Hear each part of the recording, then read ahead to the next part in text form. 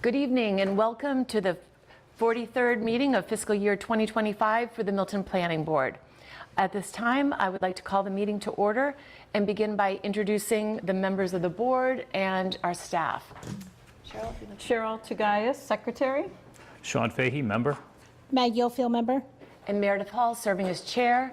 With us on Zoom, we have Cheyenne. Cheyenne Frazier, Assistant Director of Planning. And Julia. Julia Getman, clerk. Great, thank you and welcome to all here tonight and on Zoom. We'll begin first with our administrative items. We have 3 sets of minutes that have been completed, but Cheryl is going to be just looking over those and adding any edits for the next meeting. So we'll defer the meeting minutes approval for tonight. Next meeting dates that we have scheduled, we have next Tuesday, which is the 13th, and then our following regularly scheduled meeting is on the 27th. So those would be the next regular scheduled meetings. 22nd. Oh, 22nd. No. I'm sorry, I had written 27th down. Okay, so the 13th and the 22nd. Okay. Cheyenne, did you have an update that you would like to provide? Just a recent update for the planning board. I don't know if everybody in the meeting attended town meeting, but we did have some good progress. We got our ADU bylaw passed and our site plan bylaw passed, so that is some good steps for us. Great. So that's my only update. And I just want to thank Cheyenne again for preparing the presentations. I think those were really helpful in walking through town meeting members with those. So thank you, Cheyenne, for your work on that. We really appreciate it. So at this time, we now can go to citizen speak. Please be mindful of those who would like to speak. If you sent a letter, please know that we read the letters. So we'd like to ask those who did not write a letter to be able to speak, because we have limited time, and just wanted to allow, for those who did not send a letter, to be able to address the board. So, Meredith, before you begin that, we're going to have a presentation tonight. Were you also planning to take public comment after the presentation from UTIL, since this will be an opportunity for people to see what UTIL is presenting? Yeah, and some people may want to wait and to hold off their comments, so that would be absolutely fine. So just to let folks know, they have both opportunities? Right, I think so. Okay. That would be fine. And depending on our time, obviously, our time limit. So, yeah, if there's comments on what our consultants provide tonight, that would be absolutely fine. So, with that, if there's anyone from the public who would like to speak? Well, I'll Okay. put my foot in the toe in the water. Okay.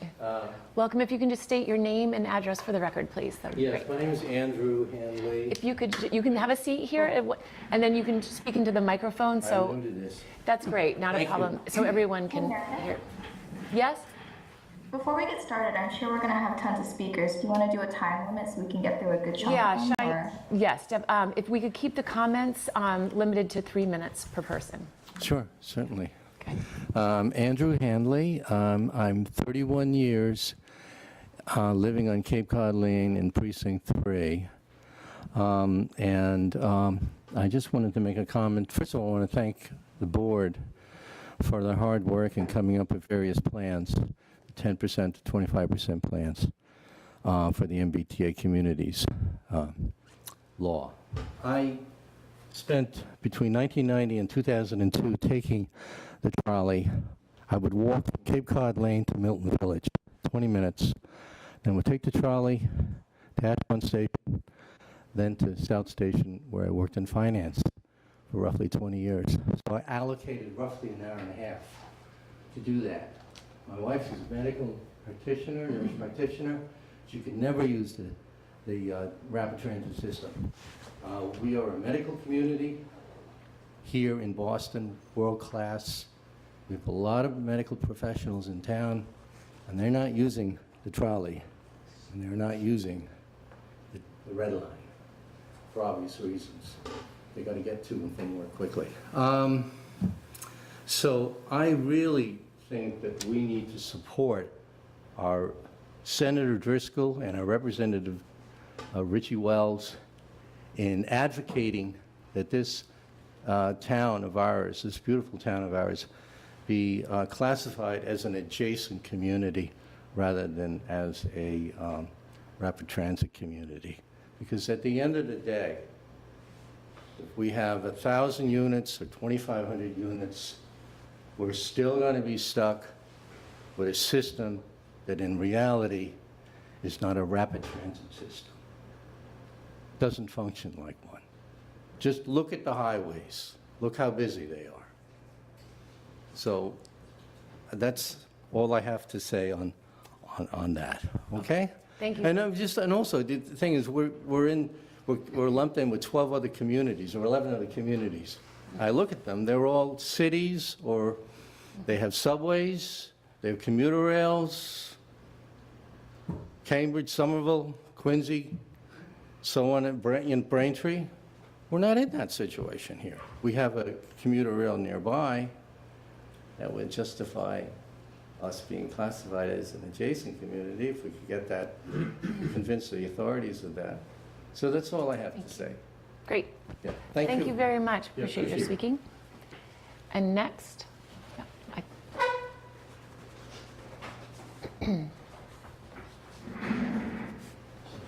Good evening. good evening. I'm Pete Jackson. I live at 14 Capon Street in the Elliott Street corridor, Tier 1. Our country is experiencing a housing crisis at the national, state, and local scales. It includes both supply and affordability. For the country, this means homelessness, hunger, medical crisis, substandard living conditions, and a lack of economic opportunity. For the state, in addition to the above, it affects our ability to attract businesses, difficulty in retaining our young people, and net out-migration. For Milton, it means our public employees and our kids can't afford to live here, and less fortunate neighbors suffer housing and food insecurity. The burden of providing additional, affordable, and quality housing needs to be shared by every community in the state. The state government has for years tried to encourage an increase in housing production. There used to be more federal and state funding to support both housing and infrastructure development. These funds have largely dried up. The state has attempted both a carrot and stick approach, with 40B supporting higher densities in exchange for affordability. More recently, it has leaned more heavily on the stick approach with the MBTA Communities Housing Initiative. I've been involved in these debates around Milton's approach and compliance since early in the process. I thought the planning board had developed a relatively fair and equitable plan in 2023, which was adopted by town meeting. I have to read my remarks, otherwise I babble. I supported along with most of my Precinct 2 neighbors on the referendum vote. But I was disappointed when neighbors overturned the plan. Despite reluctance from the planning board and the select board, we now have an opportunity to adopt a fairly equitable plan that achieves the 25% compliance mandate. I encourage you to adopt this compliant plan so the town can move on. The planning board can use the detailed requirements contained in the zoning and its site plan review process to assure that proposals under the plan minimize the disruption to neighborhoods. For equity's sake, the plan must include the Fairmont and East Milton Square districts to reduce some of the excess density in the Elliott Street corridor. If the planning board is unable to support an equitable 25% compliant plan, I'll support asking the select board to step in and submit a compliant plan to the state on behalf of the town. Thank you. Thank you. Anyone else from the public? Yes, come.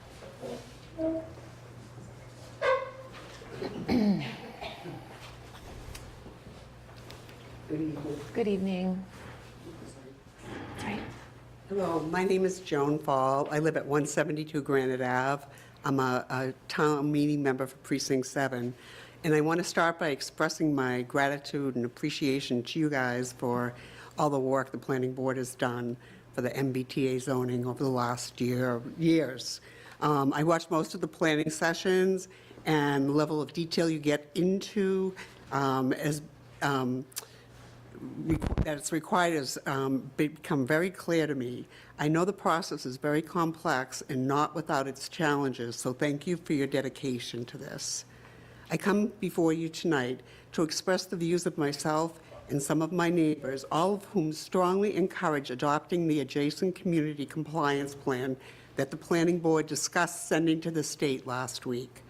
This plan recognizes Milton's desire to comply with the state requirements while also addressing the misclassification of our town. It's unfortunate that this classification error has led to tensions between neighborhoods. The concerns expressed during the planning sessions last week made it clear that even those who still support rapid transit classification do not believe that their neighborhoods can accommodate the level of housing density required for compliance. I appreciate the planning board's attentiveness to those concerns. I also support my neighbors in those precincts and agree they do not have the space. It's clear that Milton does not have the space for 2,500 more units, so the classification must be changed. I want to thank Senator Driscoll for coming to town meeting and clarifying some points. As he noted, Milton is one of only 12 communities in the state that is designated as rapid transit. However, unlike the other rapid transit communities, which are largely cities or small, large towns, who have actual rapid transit stations, Milton has a 40-seat trolley that shares service with Boston.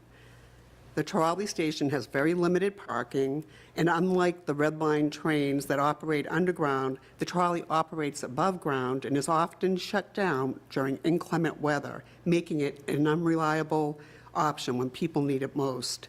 It's also worth noting that just after the voters rejected Article 1 in February of 2024, the Red Line signage began appearing at some of the trolley stops that hadn't been there prior to the vote. Finally, I encourage those advocating for more dense housing to consider the impact on our town. Where would this housing go in your neighborhood? And where is the affordability in this plan? These are important questions that need to be part of the conversation. Thank you for your time and your thoughtful consideration to this. Thank you, Joe. Anyone else? Yes. Oh, I'm sorry, I didn't. We did receive your letter. So yeah, we're just trying to allow people who didn't send a letter to speak first. Sorry, couldn't see back there. But if we have time later and you would like to make a comment, yes, please.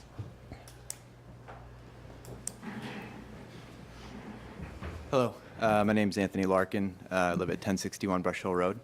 One of the things I wanted to just raise is that the MBTA Communities Act is not the only path to addressing housing in the town, right? It's one mandate driven by the state, and it's very strict in terms of what we need to comply, but it doesn't mean it's the only thing we can do, right? So what we should be doing is focusing on reducing the burden that the state's mandating, qualify for adjacent communities, and there's ways, I think, to do that. One of the arguments is the radius, half-mile radius surrounding the stations, the area of which does not fall within fully the town of Milton.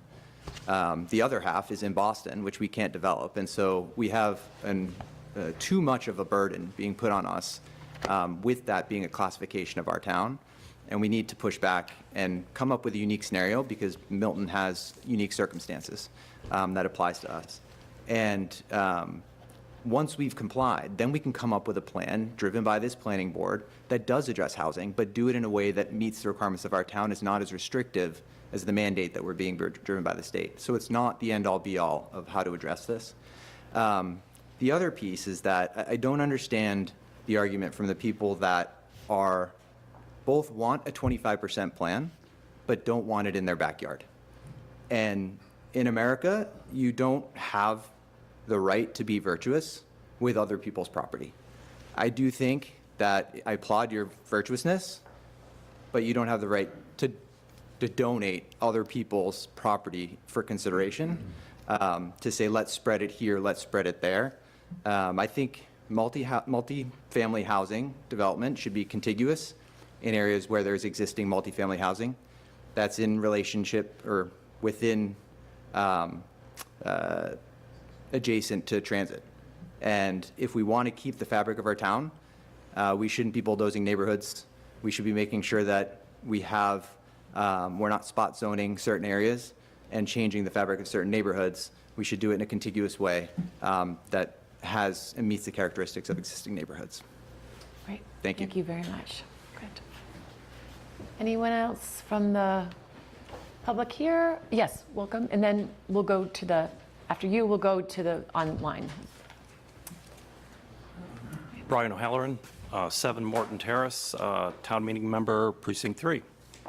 I have some thoughts in support of the 10% plan based on the misclassification of the Mattapan trolley as rapid transit. The rapid transit designation should not rely on convention, bureaucratic fair policy, or arbitrary characterization. Instead, Milton's transit characterization by EOHLC and the MBTA should be based on an analysis of the existing physical characteristics and operational ability of the Mattapan line, as well as the detailed comparison of the Mattapan line to other transit systems within the MBTA network.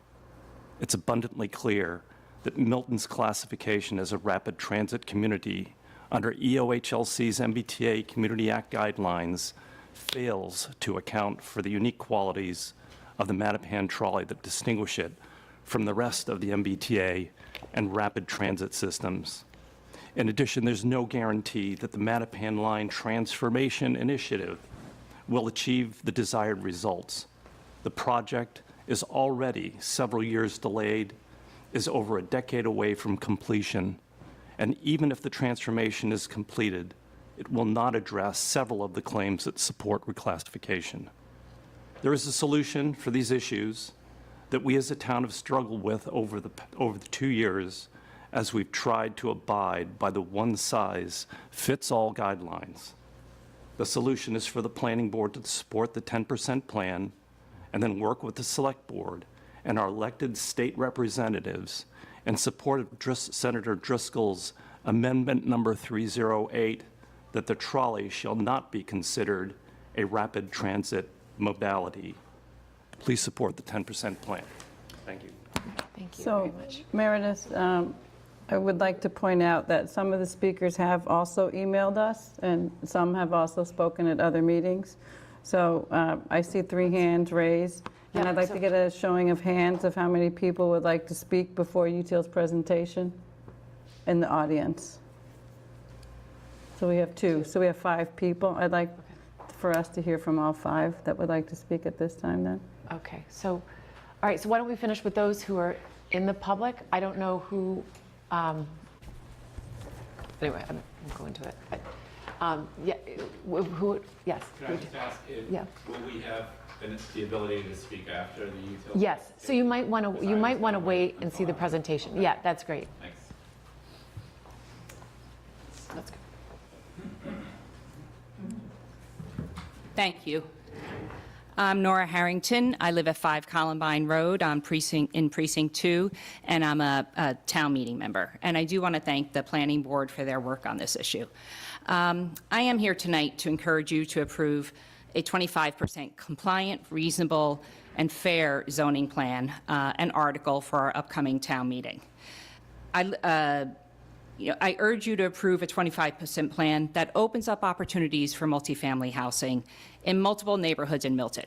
And let me tell you why I believe that. There's a real opportunity to create a multifamily district in the Fairmont area, which is less than a half a mile from the Fairmont Avenue commuter rail station, and can relieve some of the density in the Elliott Street corridor, and may enable you to eliminate altogether the proposed Blue Hills triplex area, which already has many small lots, as you know, and is already quite dense. I support the Elliott Street corridor being an important part of the 25% plan, the area where I live. I think we can have multi-housing there, not a NIMBY, as one of the other speakers said tonight. But there's no reason to put 4 units on a 10,000 square foot parcel near Elliott Street when the Fairmont Avenue area also makes sense from a zoning perspective. The lot sizes in the Fairmont neighborhood are similar to those in the Elliott Street neighborhood. The same zoning of 3 units per lot could be used in the Fairmont area as you can use in the Elliott Street neighborhood. It's within walking distance of a supermarket and many amenities, and it's within half a mile of an MBTA station, allowing us to alleviate, it's within the MBTA zoning. It allows us to alleviate some of the density that you're proposing for the Elliott Street area and potentially for the Blue Hills triplex. And I've talked with neighbors over the past week in Precinct 2, and while most can actually wrap their heads around 3 units on a 10,000 square foot lot in Elliott Street, they're not happy with the idea of 4 units on a 10,000 square foot lot, because maintaining open space really can and should be one of the achievable goals of this zoning. And I remember when the 2023 zoning was proposed and the goals that were initially set forth, and maintaining open space was clearly, I think, one of the 5 or 6 goals that were set forth for creating zoning. As a planning board, your job is to create zoning that makes sense, not to create zoning due to your personal preferences. And I have heard things like, well, that's a lovely neighborhood of single-family homes. Most of Milton is a lovely neighborhood of single-family homes, including the Elliott Street neighborhood. So, let's talk about what makes sense. The Fairmont Hill area makes sense from a zoning perspective for the reasons I said above. Just providing opportunities for more multifamily housing in that neighborhood makes sense. I know most of you have fought against the compliant zoning plan for some time now, but the courts are against us. The state wants a plan, and from what I understand, it was reiterated just today by the Executive Office of Housing and Livable Communities that we are in the 25% zone. So I hope we don't. Reach 3 minutes. Okay. Milton needs a compliant plan, especially now as we struggle to get back on a correct financial footing. And I hope for financial reasons as well that you will move this planning forward and get us to the point where we're no longer at the risk of spending money or losing grants from Massachusetts. Thank you. That's great. All right, one more, and then we'll go to the 3 on. So, and then I'd like to get started.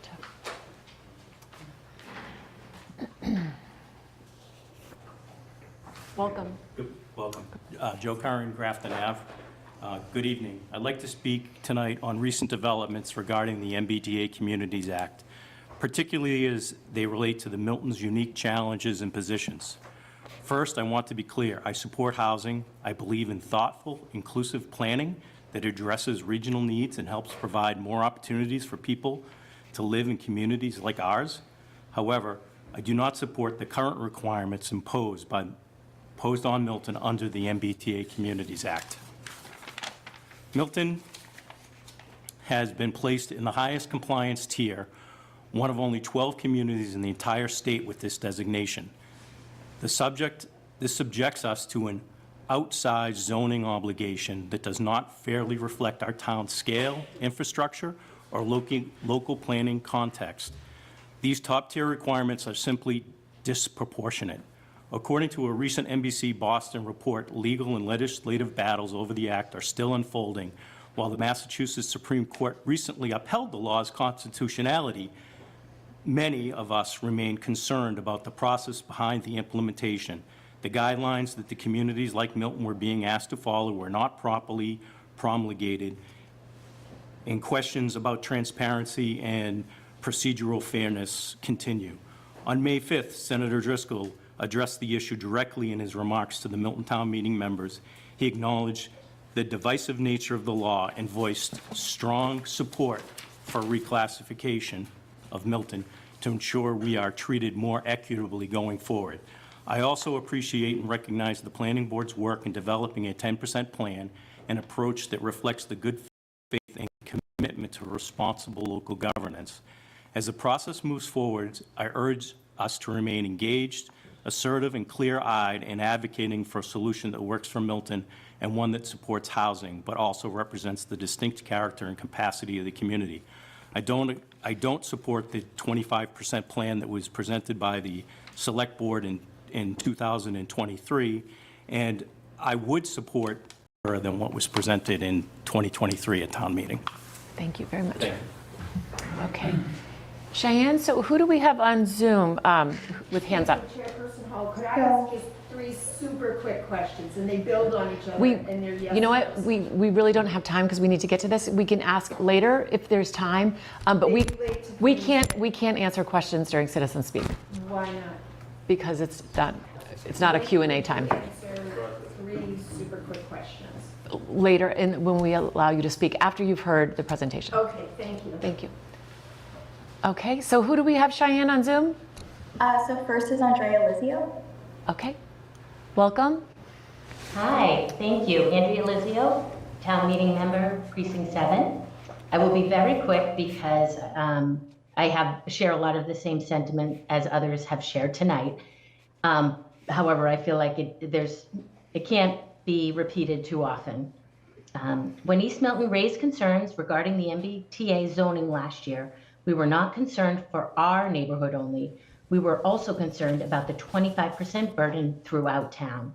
For those in Precinct 2 and on the Elliott Street corridor, we know exactly how you feel. We felt the very same way when East Milton was going to get around 50% or 1,100 units on top of the 100+ units under construction as we speak. To our planning board, thank you, all of you, for your countless selfless hours and efforts you've poured into this difficult zoning situation. I have a very hard time hearing complaints such as, the planning board hasn't done anything, they've had a whole year. For anyone attending or watching these meetings regularly, you know that is miles away from the truth. It becomes clearer every day that you are in a very difficult position. At every turn, there is another reason why something won't work or someone isn't happy. It's become clearer that's because we cannot handle the 25% burden, not to mention any additional requirements pushed down the rapid transit pipeline that our Senator Bill Driscoll alluded to last week. Thank you, Senator Driscoll, for sharing your concerns at town meeting and urging us to work together to support the planning board and reclassification as it, and I quote, would certainly help the conversations and negotiations taking place right now at the State House. And the point is, together we achieve a lot more than fighting against each other. Thank you. Thank you very much. Next, we have Donna Dickerson. Okay. Yes, hi. Can you hear me? Yes, welcome. Hi, thank you very much. I'm Donna Dickerson, a resident, 14 Capon Street. For 30 years, I commuted via the Mattapan trolley and the Red Line to and from my job in Cambridge. I can attest from my lived experience that the trolley is a reliable and rapid connection from Capon Street to Ashmont and then to Cambridge. Otherwise, I would not have moved to Milton in the 80s. There has been no classification error. I do support a 25% compliant plan with equitable distribution so as not to overburden the Elliott Street corridor. I do not support reclassification. I welcome multifamily housing in my Elliott Street neighborhood. I would like to move forward with a 25% plan and stop spending further time and dollars pursuing reclassification. Thank you very much. Thank you. And we have one last person, Cheyenne? Our last person is Elaine. Hi there, Elaine Benson, Precinct 7, Granite Place. Can you hear me okay? Yes, welcome. Thank you. So I just want to express my strong support for the planning board to pass a 25% compliance plan on time. We've already gone to the negotiating table with the state, and the reality is that we were not granted reclassification as an adjacent community. Instead, the state brought a lawsuit against us, and meanwhile, Milton has spent nearly 2 years working on a plan. The planning board has worked incredibly hard, and the town has spent significant taxpayer dollars on legal fees. We've lost valuable grant funding, and this issue has deeply divided our community. At this time, continuing to negotiate with the state without presenting a compliant plan leaves us in a very vulnerable position. We'd be going back to the table empty-handed, and as the first community that outright challenged the law. I don't believe we're viewed in a favorable light, and without a plan, we're not showing good faith. I understand the desire to keep advocating for reclassification, and I support continued discussions with the state. But delaying a plan, especially when we are so close, does a disservice to the town. Refusing to act could backfire, just like when we failed to work with developers in East Milton and ended up with the 40B projects that were imposed on us with no community control. That's not a path I want to see us repeat. We should be looking at zoning equitably across Milton. The spirit of the MBTA Communities Law is to put a significant portion of housing near public transit, which I support. But we also need to spread some zoning across town to create diverse options for different needs and lifestyles. It's important to remember these are zoned units, not all built units. Many of the areas being considered already contain housing, so the net new number of units would be lower than some of the figures that people have been citing. Ultimately, this is about local control, good governance, and realistic planning. I want to urge the planning board to pass a 25% compliant plan by the deadline. Otherwise, I fear the consequences of once again being out of compliance with no leverage and no plan to protect us. Thank you so much for your hard work. Thank you. Great. So with that, I think we can move to inviting our consultants to join us. While they're joining, has there been word from HLC on what was submitted on Monday? So yes, I was actually, while she is coming on. So I was invited to join a meeting with our consultant in HLC and I asked Sean to come as a planning board member as well, and Cheyenne and Nick Milano and HLC staff. We were able to go through, and that's part of what we're going to go through tonight, looking at the adjacent plan. We first went through the adjacent districts of what we had submitted to them, and then we also went through the districts, the questions that we had from the slide presentation that you saw that UTEAL had sent out asking, our consultants were asking HLC if those were considered districts that we could use. So we did get some positive information, and I'll let Zoe include that with the presentation. And before that, did they address the classification of rapid transit? It was. I will say it wasn't decision makers in the room. It was mostly staff. And was it mentioned at all? Yes, it was mentioned that they were not at this time looking to reclassify Milton. So as of today, our classification as far as HLC is concerned is still 25%? They're still saying 25%. Rapid transit community. Yes, correct. We didn't talk about it necessarily, Cheryl. Yeah, they said at the very beginning, Nate Carlucci said that this is not a conversation about policy. This is a conversation about the questions that we asked and some of the parcels that we submitted that needed some sort of consideration or relief. It was not a policy conversation at all. They didn't even bring up classification. He simply said we weren't talking about policy today. So at that point, we discussed the matter that they were willing to discuss. Did they give you, we asked them to consider a 10% plan, an adjacent community plan, when it was submitted on Monday. Mm-hmm. And you're saying that they made no reference whatsoever to whether they will accept that or not? They're still reviewing it. That's what they told us. They're still reviewing the plan. Okay. And all the districts. Yeah. Okay, so welcome. Zoe, and Matthew and JT? I'm not sure who is on the team. So I think we have, is Matthew, I'm not seeing Matthew yet on the list here. Okay. So we can, I think, go ahead and get started. Maybe JT, do you mind messaging him on the side and checking if he's already on and just waiting in the wings? And I will go ahead and jump in. So for those of you who may be newer to these meetings, my name is Zoe Mueller. I'm a project manager and senior planner with UTEAL. And we've been supporting the planning board as they've been exploring all of the different iterations of this process. And I'm joined by JT, my colleague, who has been doing a lot of the analysis work that's required to bring forth the decision-making input that everyone needs. And that's Matthew as well, who's just joined, who is the principal in charge of this effort and trained as an architect, so brings that level of sort of close scrutiny of the built environment to this effort.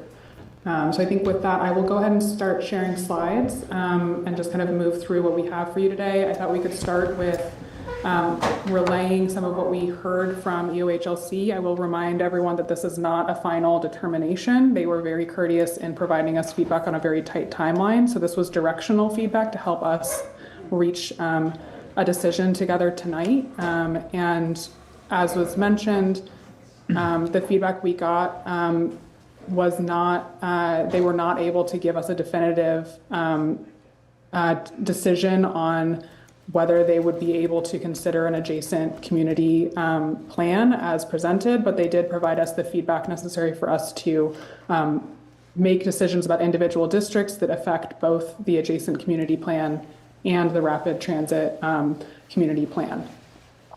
So we will present those clarifications so everybody understands kind of the base that we're working from, and then we'll go into the rapid transit compliance scenarios that the planning board workshop together at the previous meeting and that Cheryl had sort of done some initial legwork on to hopefully spark a conversation that can get us to more clarity around that, that scenario.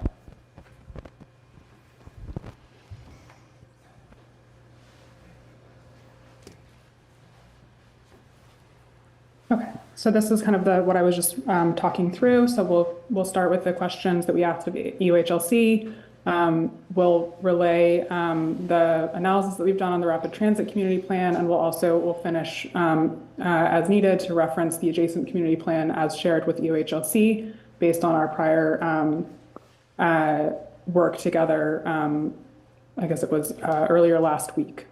And then we'll finish with next steps just to make sure that we're all moving efficiently as a team, because we do need to get to a warrant by the 13th. So we have just a few days remaining.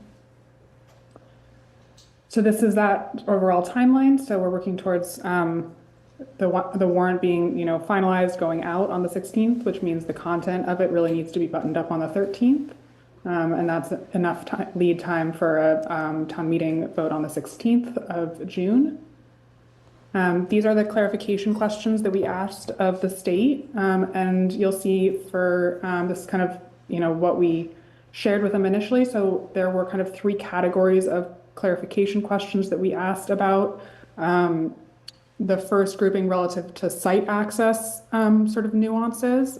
It is required that all parcels that are being zoned under this initiative have public access. So we needed to make sure that these would kind of clear that concern. And then there were several exceptions that we were seeking from the 5-acre minimum that is part of the regulations.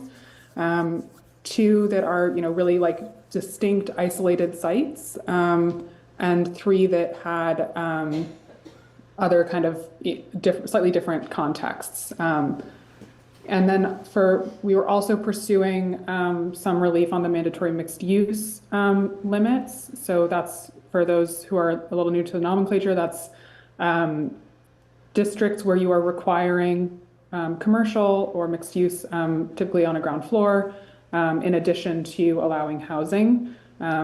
This is something that initially was not allowed at all under the law, but then they revised to allow for up to 25% of your multifamily unit capacity to come from districts that are mandatory mixed use ones.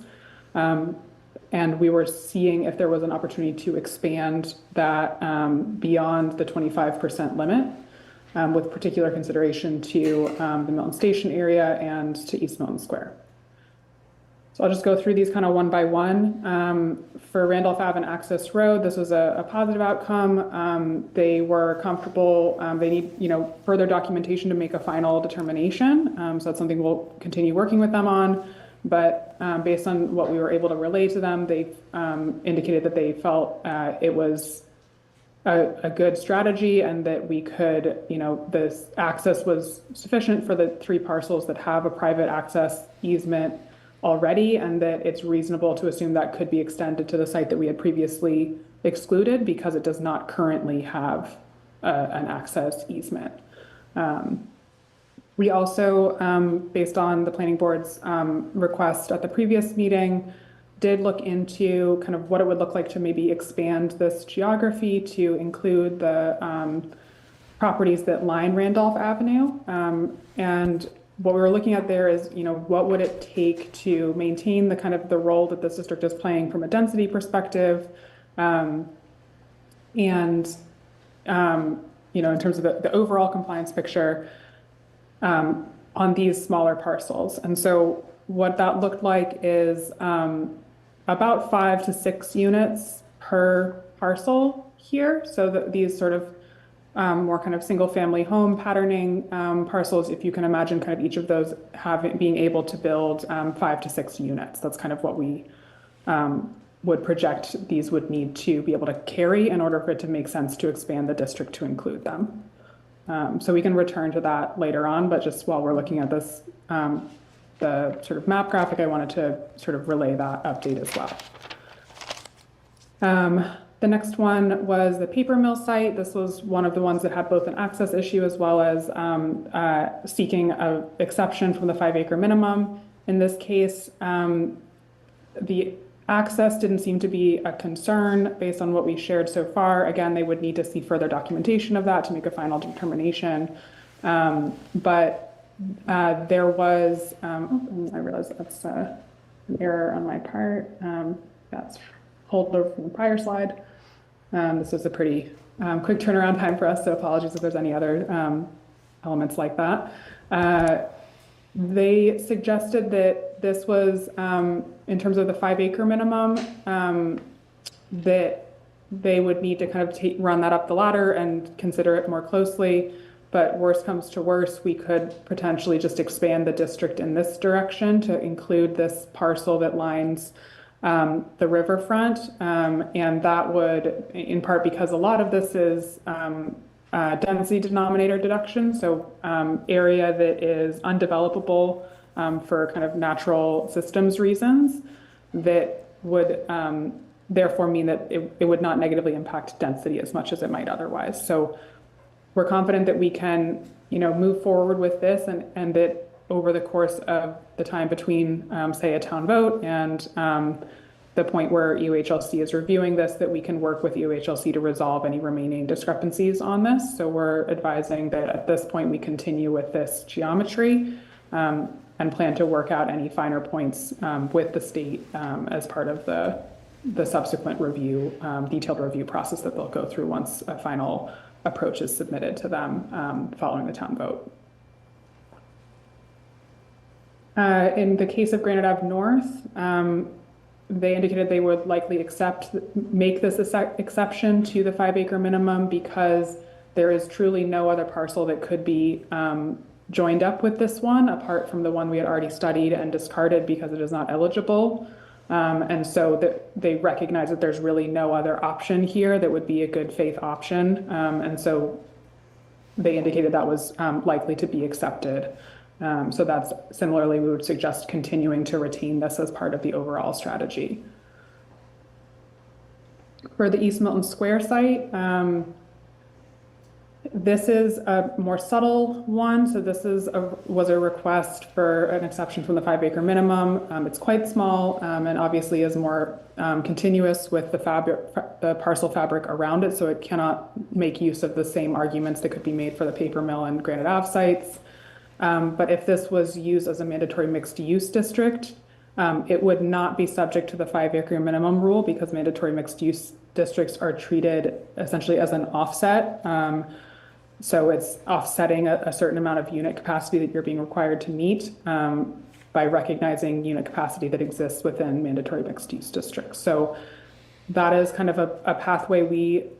We only met with the state a few hours ago, and so we had previously, based on our visibility into the process, expected that this would not be accepted, and so we did not include it in our subsequent analysis. We'll walk through that with you in a moment, but this is, if it's decided that there's a desire to reintegrate this into the approach, it would really have to be a mandatory mixed use district, which I imagine is what the planning board would prefer anyway.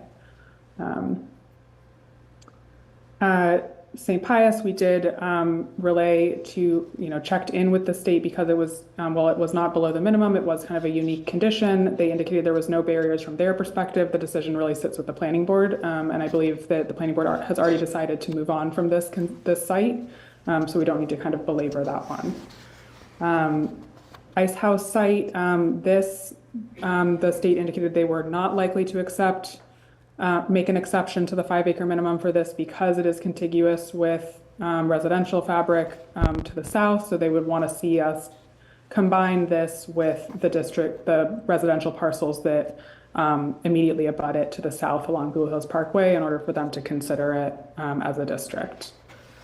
And given, I think we discussed that a little bit previously, and there wasn't a desire to do that. So I would suggest discarding this from further consideration. Next, onto the mandatory mixed use. So this in the Milton Station area or Milton Village, Lower Mill, depending on how you refer to it. This we had discussed previously, I think on Jim's initial suggestion, looking at expanding the current mandatory mixed use district along Adams Street with some of these slightly larger parcels that are on the east side.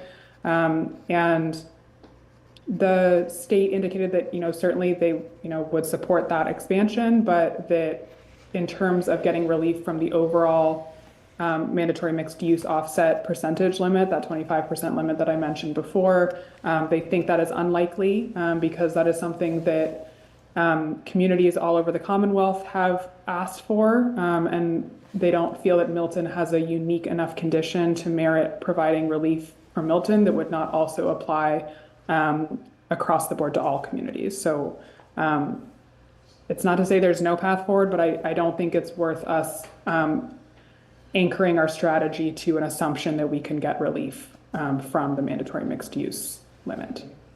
So if I could, just so we don't lose track of some of these things that we might want to have some further, discussion on to explain that there was lengthy discussion on all of these. What Zoe just explained was their initial reaction. And then we had an opportunity, including Nick Milano, to describe the uniqueness of Milton, the uniqueness of Milton Village, the beneficial reasons that we should. The conversation ended on this particular topic with Nate Carlucci and his team listening and going back to higher levels within the state to see if they can grant approval. So I just want to make sure we don't present it as a door closed, Zoe. The conversation. Yes, I do. Yeah. I agree. And I would say, in the case of the paper mill in Granite Ave, based on the level of indication we got from them, I would recommend moving forward with those because I think any remaining issues can be resolved in the time remaining and we have enough clarity for it to not be a gamble.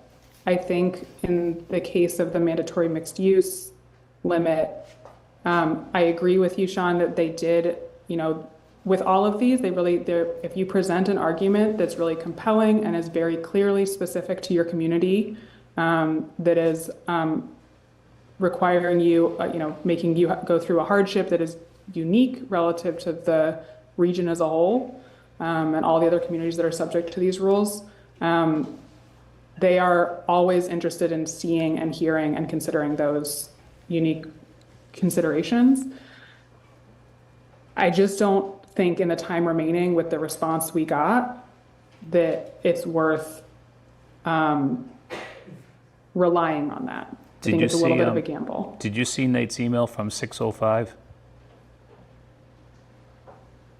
We got, I think, JT and I were wrapping up the last of the analysis. I think, Matthew, you may have read it more closely than we were able to in the time we had. It was indicating that districts that are used for mandatory mixed use do not need to meet the 5-acre minimum. That's what he confirmed. Right. So that's why the East Milton Square site is now an area that we could consider if we feel that what we present tonight needs further refinement. Mm-hmm. Did you calculate, while we're on this, were you able to calculate the percentage over the 25% that it would exceed? Like, how close would we be on? If we did we were include. not able to in the time we had. Oh, okay, yeah. 'Cause but I think our we priority can, would as a be- follow-up to tonight. Okay.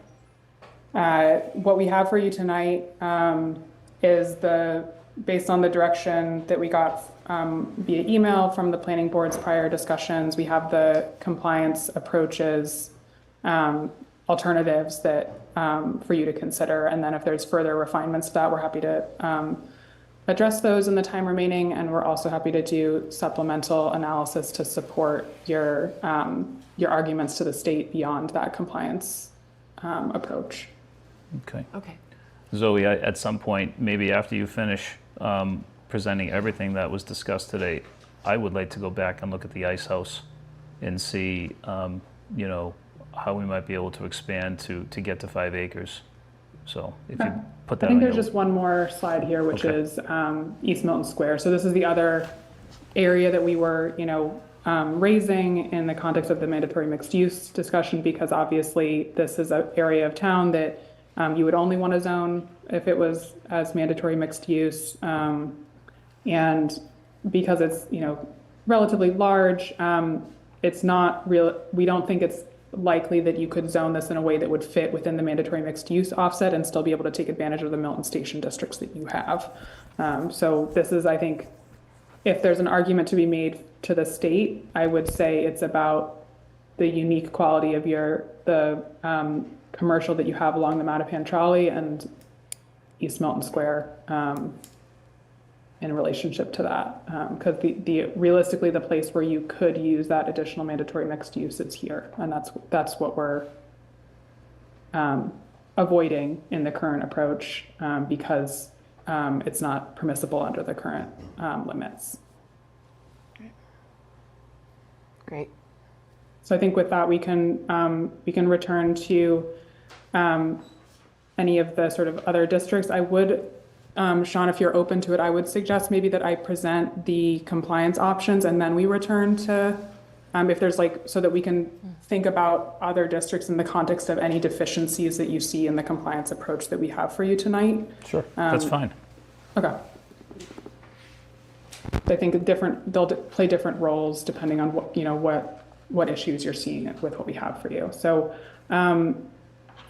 this is just before we get into kind of the detailed tables and maps.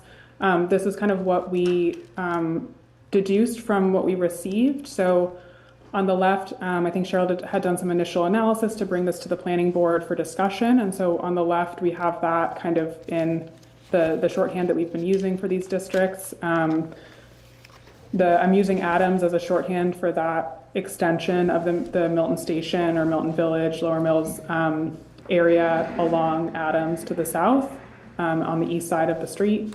And then the other stations are largely, as we've discussed them before, but the Elliott Street corridor has some geographical refinements that are present in all of the options we're presenting tonight, and I'll show you that map in just a moment. And then, as I understand it, after the further discussion with the planning board, you looked at a refinement to bring the Elliott Street corridor parameters down, with the same geography, but bringing it down to 3-unit limit across the board. So not allowing 4 units on those larger parcel sizes of 10,000 and above, and applying that same rule change to the Fairmount Station commuter rail district. And then and then also adding in East Milton Square 40B and Woodmere.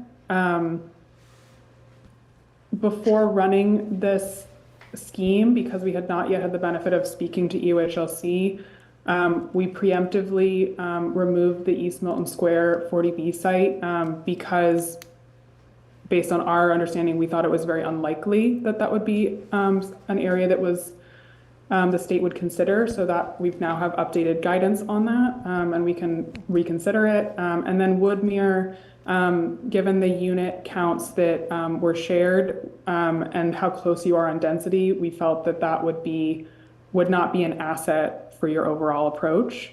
Again, we're happy to return to that if it's a priority, but that was our recommendation to sort of be able to stay close to your unit numbers and the overall density that you need to hit. So I'll show you what this looks like in terms of what we've run, and then I'm happy to go back and discuss refinements and questions and potential additions with the districts that we've seen before. So this is the basic map change. So the sort of circles are showing, where we've made additions, subtractions. So you can see the Fairmount Station district showing up here. Blue Hills remains as is, the Blue Hills Parkway district without what we've kind of referred to as the triplex expansions of that. The Mattapan Station or Blue Hill Ave Station district remains as is. Elliott changes in several important ways. What we've been referring to as Elliott West or the Columbines has been removed, as has what we've referred to as Elliott East, which is just south of Valley Road stop there. And then we've expanded along Central Avenue, so the area that's closest to the Central Ave stop.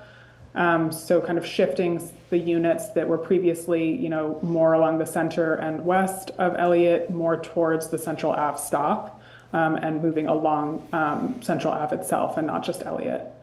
The other sort of map change that was made is adding an expansion in the mandatory mixed use sort of districts that cluster around Milton Station, again, also known as Milton Village or Lower Mills by folks. So those are the map changes that are consistent across all of the scenarios we're going to show you tonight. And I think the spirit of this is kind of trying to be mindful about the distribution of units across the town. And I just wanted to give kind of a visual of two other districts that were raised. So Woodmere, which is about 8.4 acres, currently has, I believe, 36 units. If we were to kind of zone it at a level that would kind of help us maintain our density overall, that would be 126 units. There was also some discussion of the Hillside Street collection of parcels. That's 5.4 acres roughly, so we need to be at around 81 units there to be in line with the densities that we're trying to maintain. Okay, so this is the modifications that we made to just give you a sense of the color coding that you're seeing here.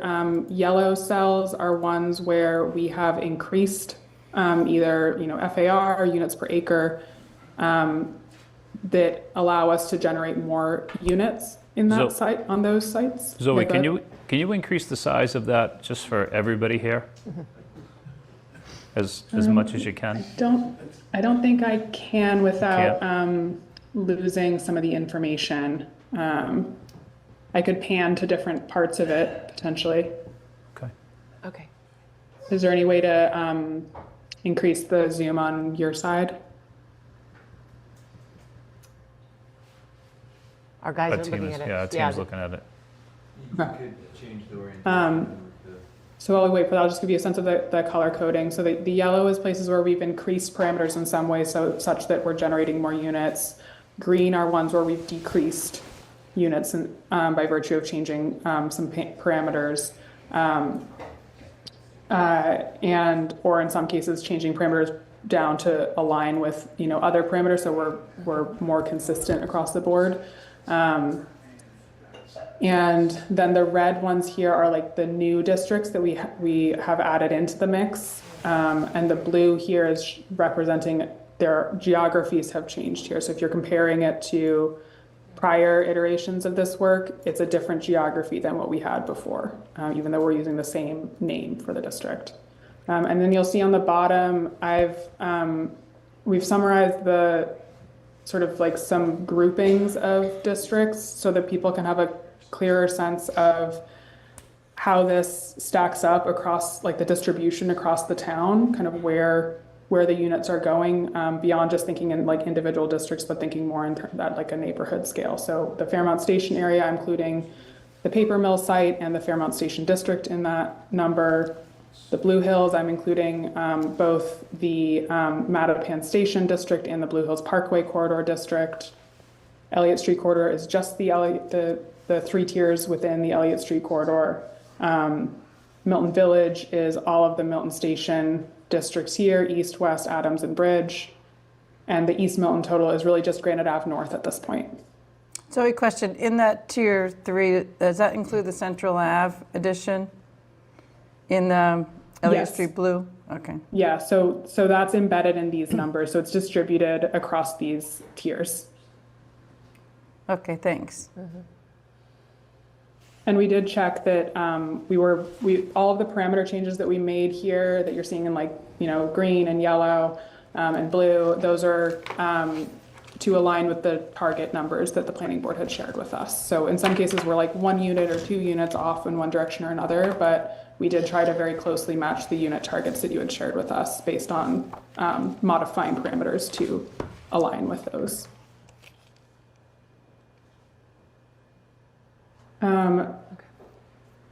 Any questions on this one before we go to the next? We have 3 scenarios for you tonight.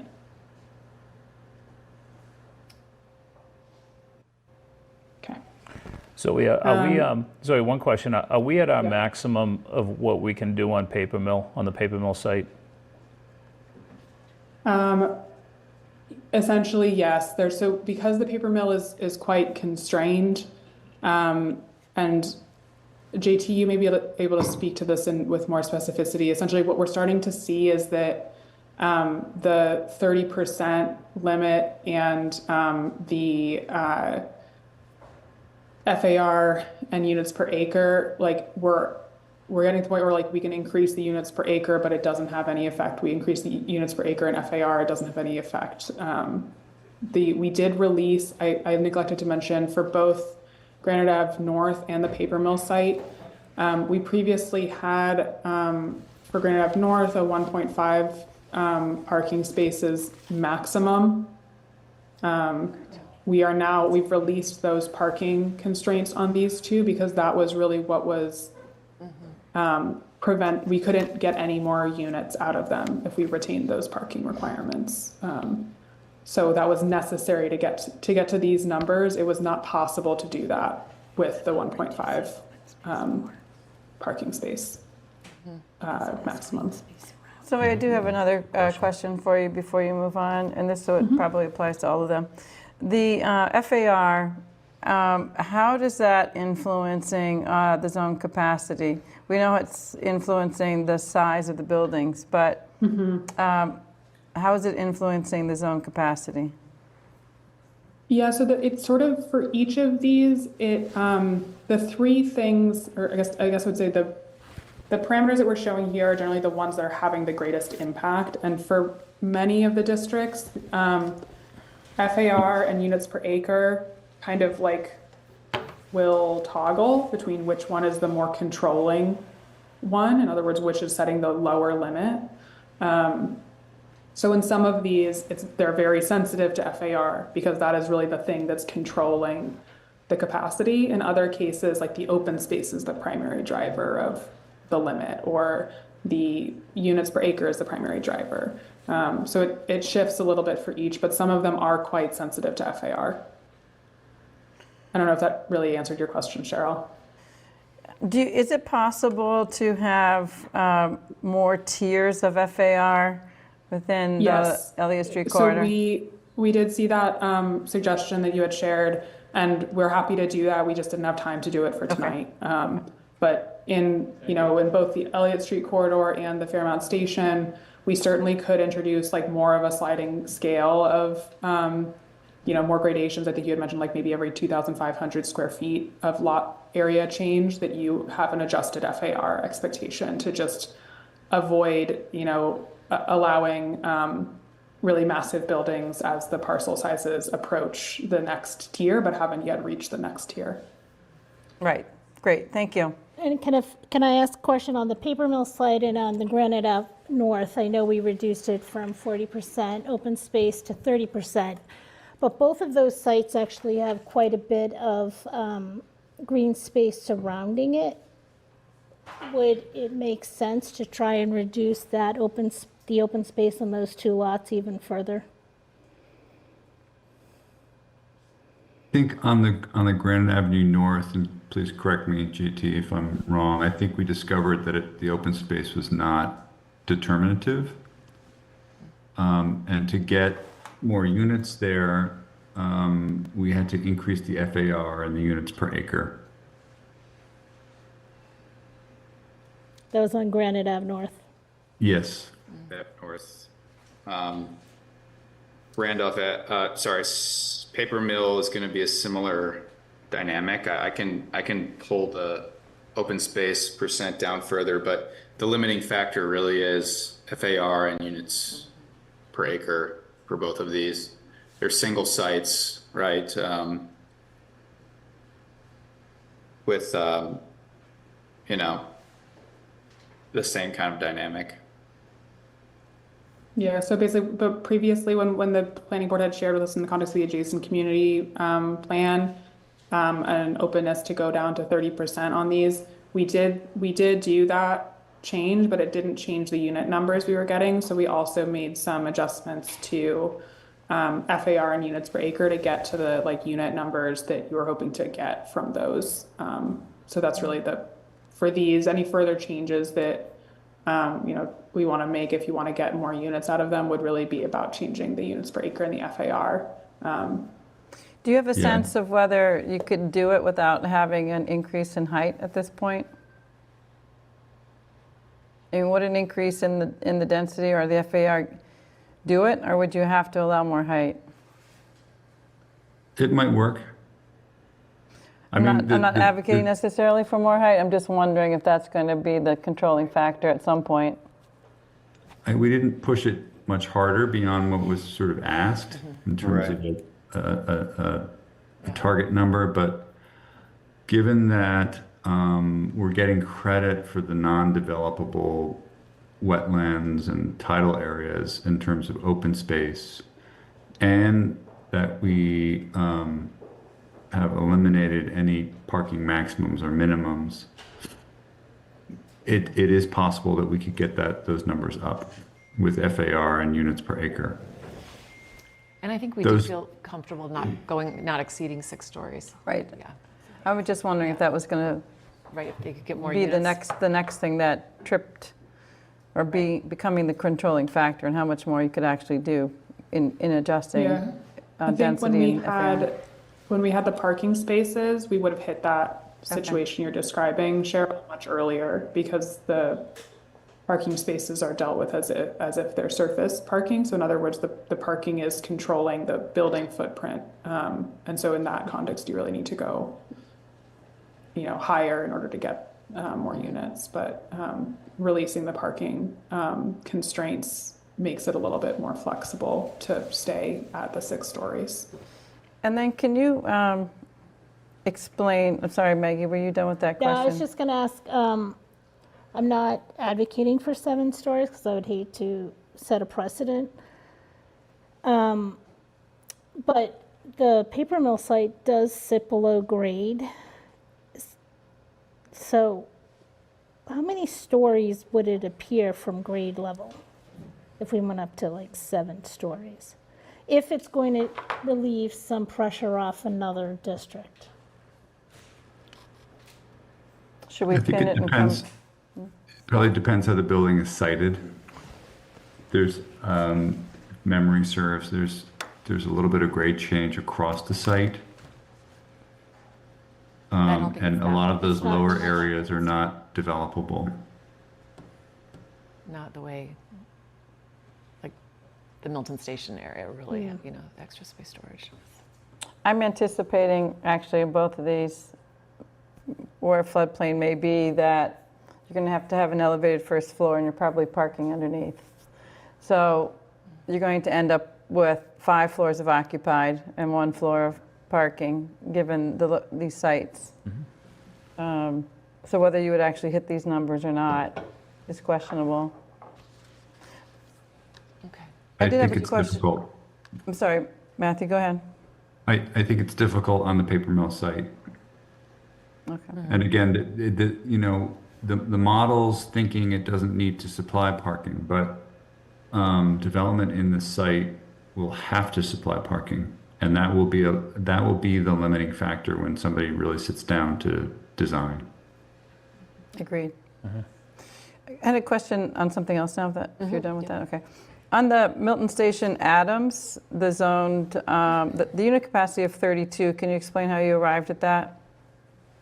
Yeah, so we were, this is a case where like we can keep playing to get closer to those numbers, but it was really like this. So let me back up. So we started from just overall for all of these districts, we've been holding to the 40% open space. We talked about setting a 3.5 height limit, and we talked about holding the kind of one parking space expectation to kind of be consistent with those other districts. So that kind of left us with the two remaining controlling factors were units per acre and FAR. I think the number that was initially shared was 47 as a potential number that could go in this district. So we could keep modifying like the FAR and the units per acre to get to that 47. But it's the combination of these two that got us to that. And so we were trying to keep the FAR as low as we could. This FAR is lower, really. I think maybe it's best, Matthew, if you speak to this, but I think we did the work to kind of confirm that the current FAR was on most of these sites was probably above 0.8 already.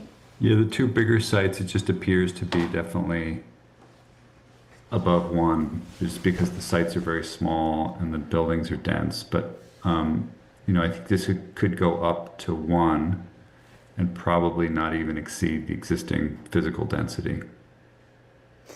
Yeah, again, the open space here too with the waterfront right behind it and the park right behind it, 40% I think is high given this exact location. I was going to ask, do we know what the existing open space is now? A lot less than that on.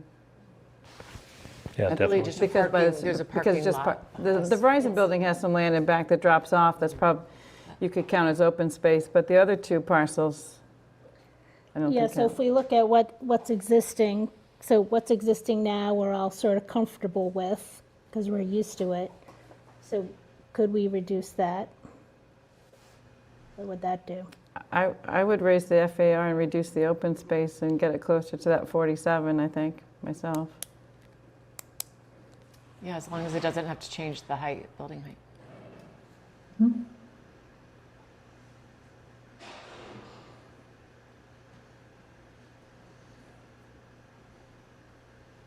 We can definitely make those adjustments. Let's go through all of them, and then we can kind of focus in on some of these changes, which I suspect might be changes that we would make kind of globally across the board.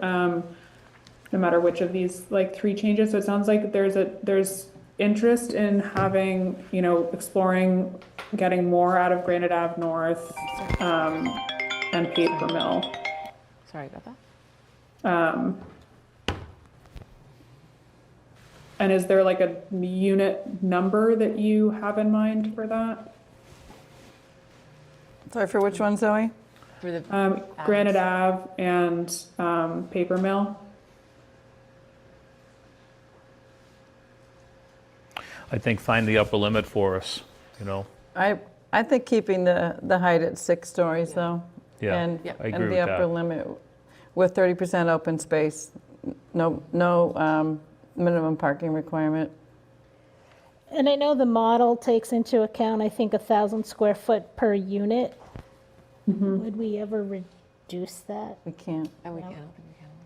We can't reduce the assumption of 1,000 1,000 square feet per unit, but what we have been doing is trying to very closely match the units per acre and the FAR so that between the two of them, they are effectively requiring that future development, in order to maximize the number of units, would need to build an average of 1,000 square foot units or less.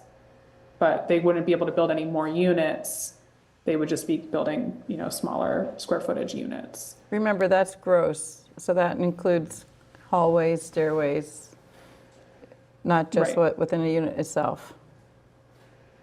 And Yes, on that's a good buildings of this reminder, too. size, there's going to be multiple stairs and corridors.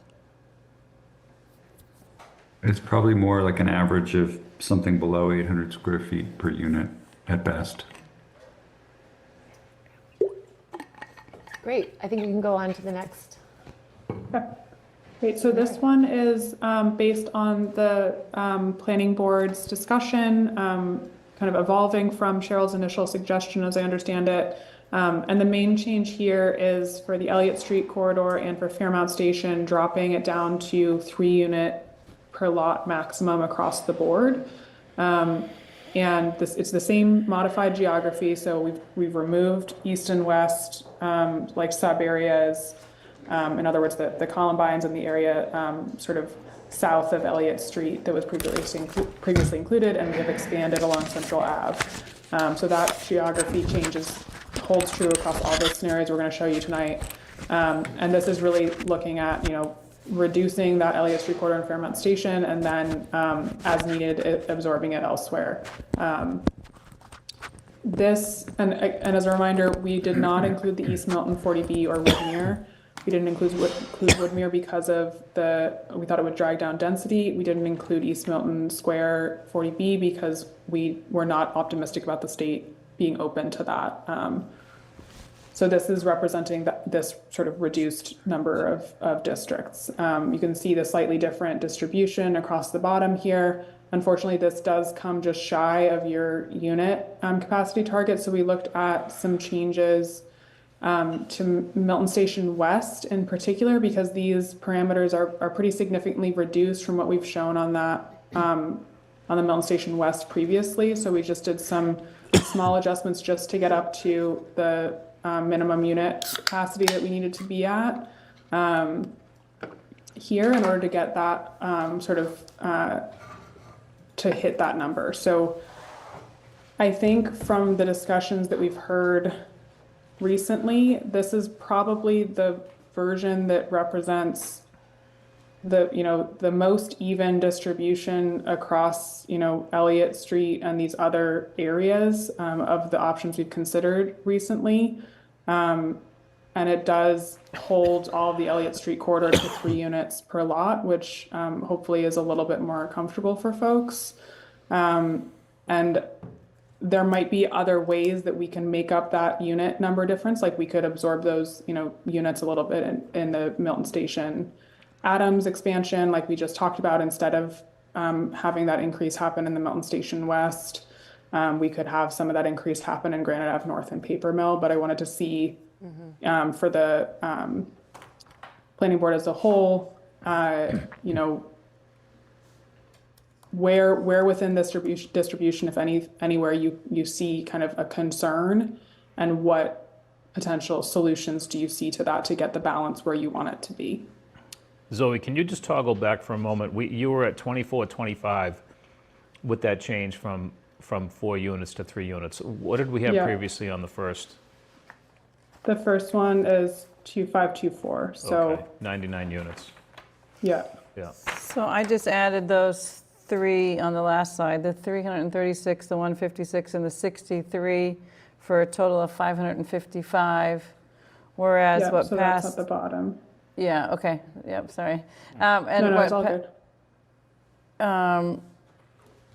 Yeah, so can you go back? Yeah, so that 555 as compared to 480 is what it was and what passed in 2023, just for folks who are watching. So it is, even with, Zoe, can you just explain again, maybe because there's people who are new to watching this, I think it was what we were trying to do was achieve a little bit of a rebalance in the high and the low in the density, so that by allowing the lot size to go down to 6,000 rather than 7,500, it's not making the density such that you have to really increase it at a greater level in other places. Can you just run through that a little bit, please? Yeah, absolutely. So I'm forgetting for the moment, maybe Matthew or JT, you could look this up. In the 2023 article, we just cleared the density across the town, but we did so with more units than your minimum unit target because there were some districts, particularly the Elliott Street corridor, that were quite low density. And so in order to not just hit your, minimum units, but to also hit your density, you needed to exceed the overall number of units you were delivering to compensate for those density issues. And so for the Elliott Street corridor, a lot of the density challenges were coming from two main factors. One was that a lot of smaller parcels were being excluded. So there were no units that were allowable on those parcels. And then on the other side, for the larger lots, you weren't getting enough units out of those larger lots to reach the densities that you needed to reach. So this, at that point, we also had a 7,500 square foot minimum lot size. So the main change that you're seeing here from the 2023 article for the Elliott Street corridor is really the change of that minimum lot size for the smallest parcel size tier. So that we're capturing more of the actual pattern of parcels that exists in Elliott and not having quite so many that are excluded from 3-unit development. So that helps with the density overall, which then means for the town as a whole, you don't have to have many dense districts to compensate for the low density of the Elliott Street corridor, meaning that overall you can ride very close to your targets across the board versus having to exceed the unit capacity in order to reach your density. And then, thank you, Zoe. One other thing, just again for people who are watching and here. There have been a lot of folks who have emailed the board and talked about the 50, in the 2023, 57% of the zone capacity was in the, between the Milton Station East all the way across to the Blue Hills Parkway, including all of those districts. And in this scenario that's on the screen, do you have a calculation which shows what that calculation would be with this scenario? It would be these middle 3 boxes. So I don't have that, like the number handy, but we can calculate it quite quickly.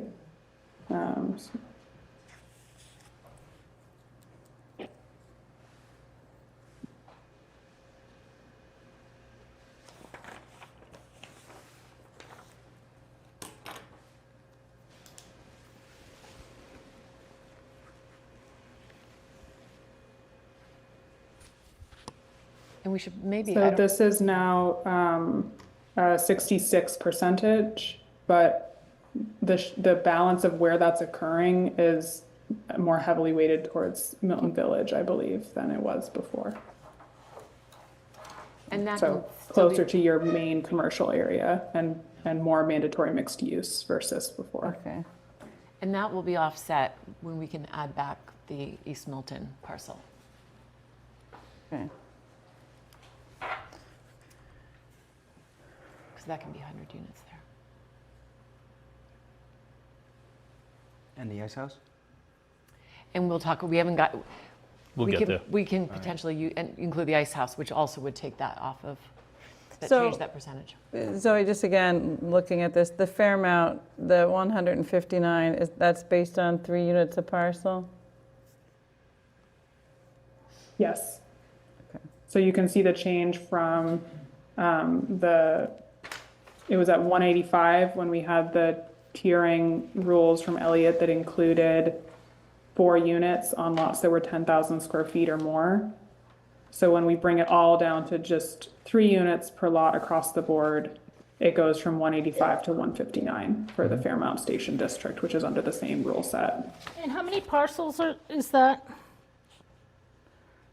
The Fairmount Station District, maybe JT, you might be able to answer that more quickly than I can. It is, I think, 52 parcels, Maggie, around there, just above 50. So maybe we could even reduce the size of partially that, if we. And I just had another question. The Mattapan station at 183 hasn't changed since the 2023. Yeah. And did we think that there was a little bit more room there? So we did look into that a little bit when we were looking for ways to kind of, get a few more units out of some of the districts where the density makes sense. So the Mattapan station has a really unique rule set because it has the Unquity House parcel in the back, but then it also has a handful of small parcels that are more akin to the pattern on Elliott Street or Blue Hills Parkway that line it. And so right now it has a rule set that requires a 5,000 square foot minimum lot size and then 1,000 square foot of additional lot size for every additional unit. And that is the thing that's controlling right now. So in order to get more units out of that district, we would need to change that minimum lot size formula. And that's, I think, quite important from what we've heard in the past of, how the planning board would want to see that developed. Okay.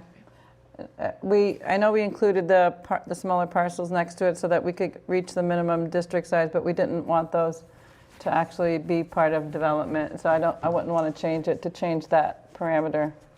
Thank you. Okay.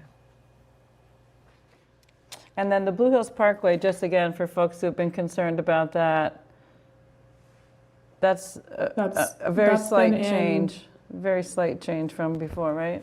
So that is unchanged from 2023. Okay. It's just the same exact geography, the same exact rules. We had studied two different expansion areas to the east and to the west, but that was not included in our analysis for tonight based on the direction that we received. So this is unchanged. There's no new expanded districts within the Blue Hills area. Okay, so as far as like what we would want to,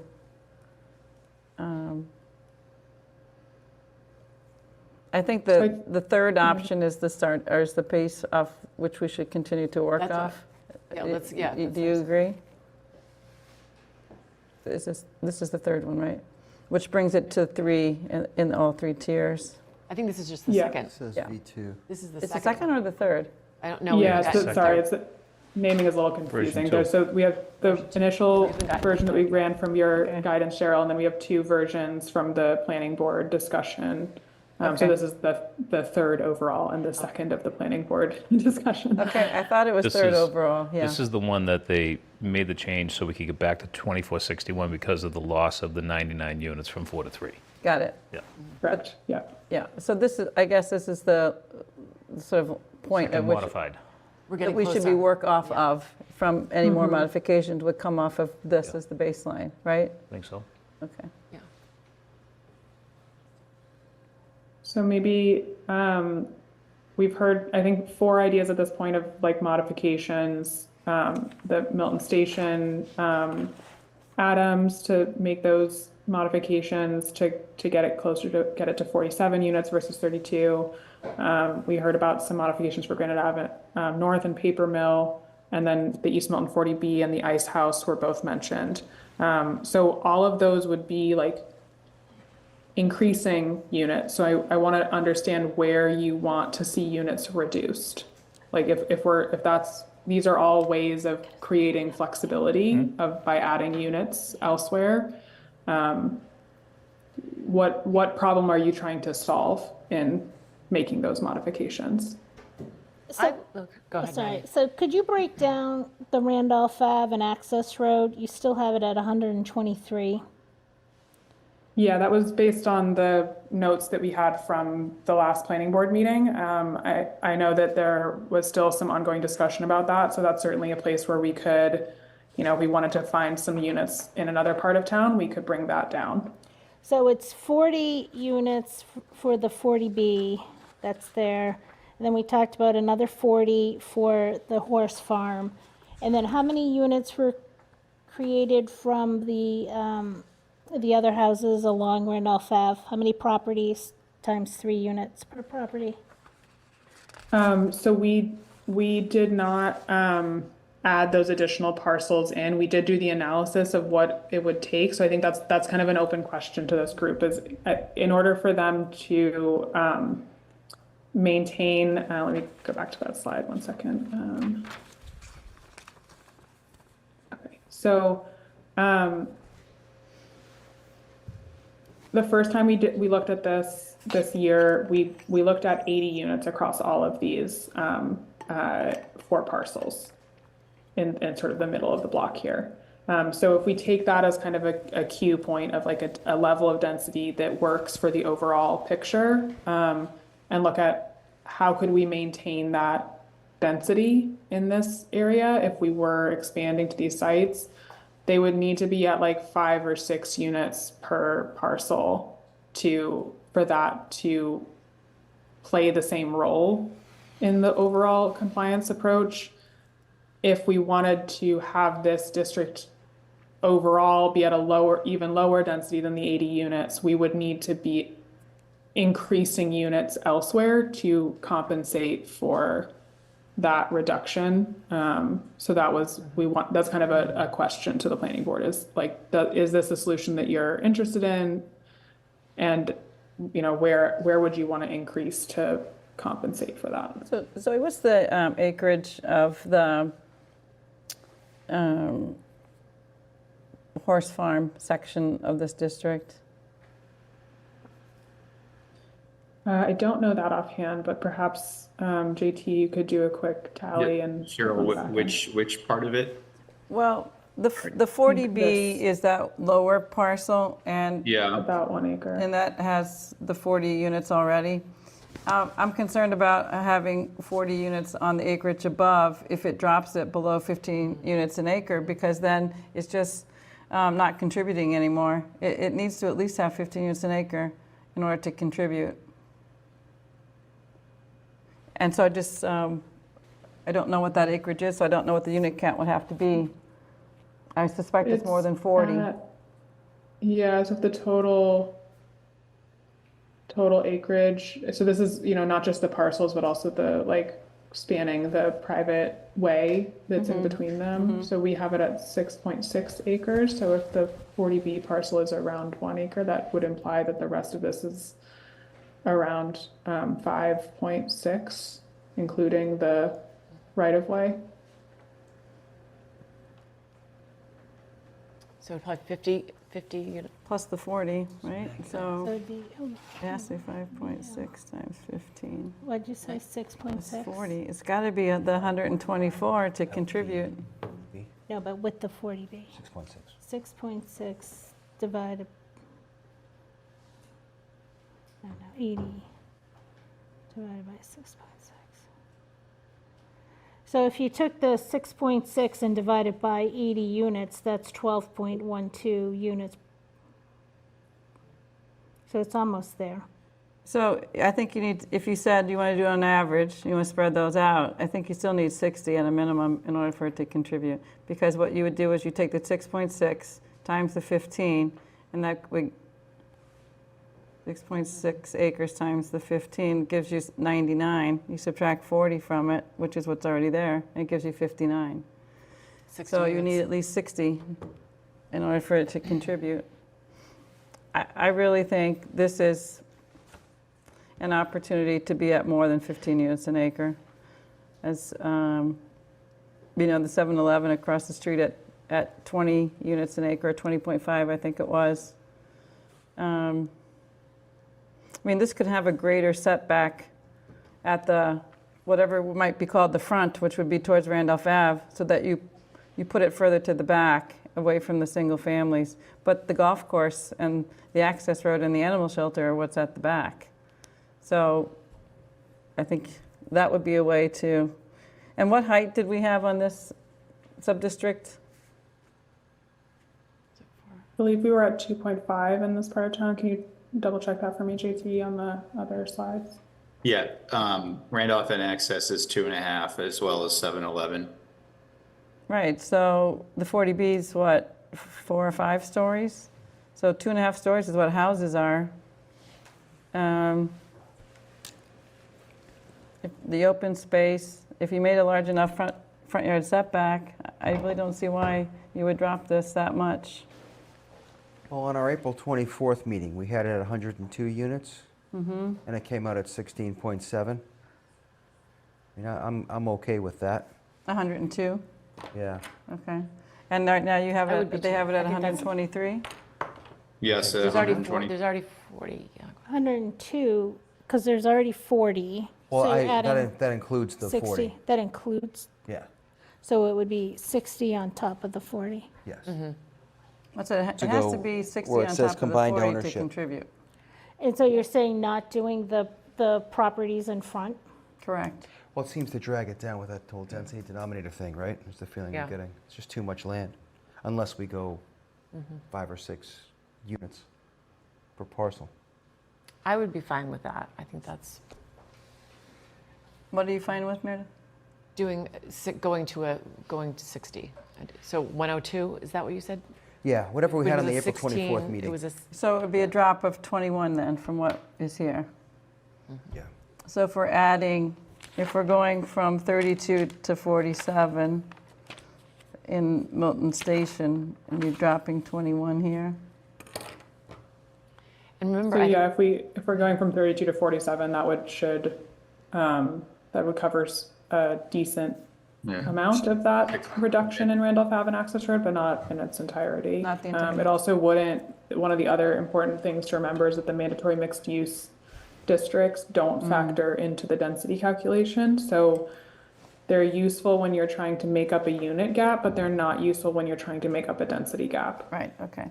But if we said, we also have to remember, if we are factoring in the East Milton Square 40B project and the Ice House project, that's going to bring up our denominator for density. but the problem is would have to be mandatory mixed use in East Milton, which is the same problem as what we were just talking about in Adams Street, right, So I Zoe? think the density still would be, Falcone would have to be mandatory mixed use?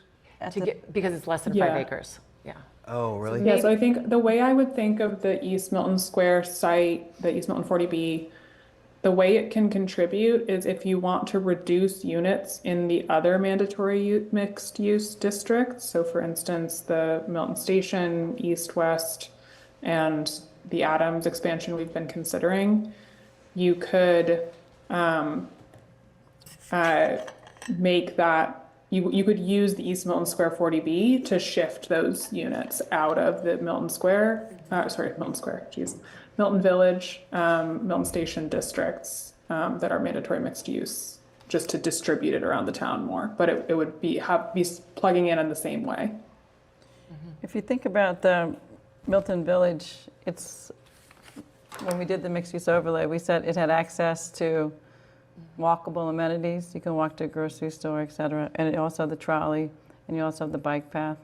And we're talking about a small amount added at that Adams Street. So I wouldn't take those out just so we can add the Falcone building in, because it's otherwise not contributing in other ways. Do I understand that correctly, Zoe? Yeah, so it won't help you with density. It can only help you with units because it's small enough that the only way that, from what we understand from today, the only way that it would be considered as eligible is if it is a mandatory mixed use district, because it is so small and it's so contiguous with the parcel fabric around it. So in that case, we have to be higher density someplace, not dropping the density like we're talking about with 711 Randolph Ave. Yeah, If so we I wanted to feel add like that. I'm beating a dead horse. Again, back from a planning perspective, Randolph Ave, it has 0 amenities. You can't walk anywhere. The sidewalks are terrible. The state doesn't care for it. It's one of the most deadliest roads in the state. And I just don't think it follows any logical planning. So I'm against increasing this area up to your 102 units. I've been a firm 80 unit person on this parcel. I just think, as I've said before, that this parcel is going to get redeveloped.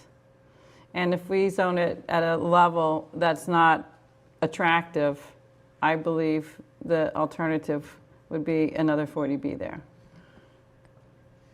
And that might happen anyway, unfortunately. Well, if we zone it at a level that's not enough to, they'll do the 40B route. Obviously, if the zoning is in place that is as of right, that gives them an attractive alternative, that's a better route than the 40B. The permitting would be faster. I mean, maybe not if we set deadlines on the site plan approval for ourselves, right? Okay, I'm just saying there's no guarantee it won't go 40B. I'm not saying that's a reason not to do anything with it. I think we should take advantage of that parcel. I'm just saying that we always have 40B looming over every project in town. That's all I'm saying. And I would hope that the developer of the 40B, which is 40 units on 1 acre, perhaps would actually create a new plan which would take advantage of possibly all of it and not concentrate 40 units on that 1 acre.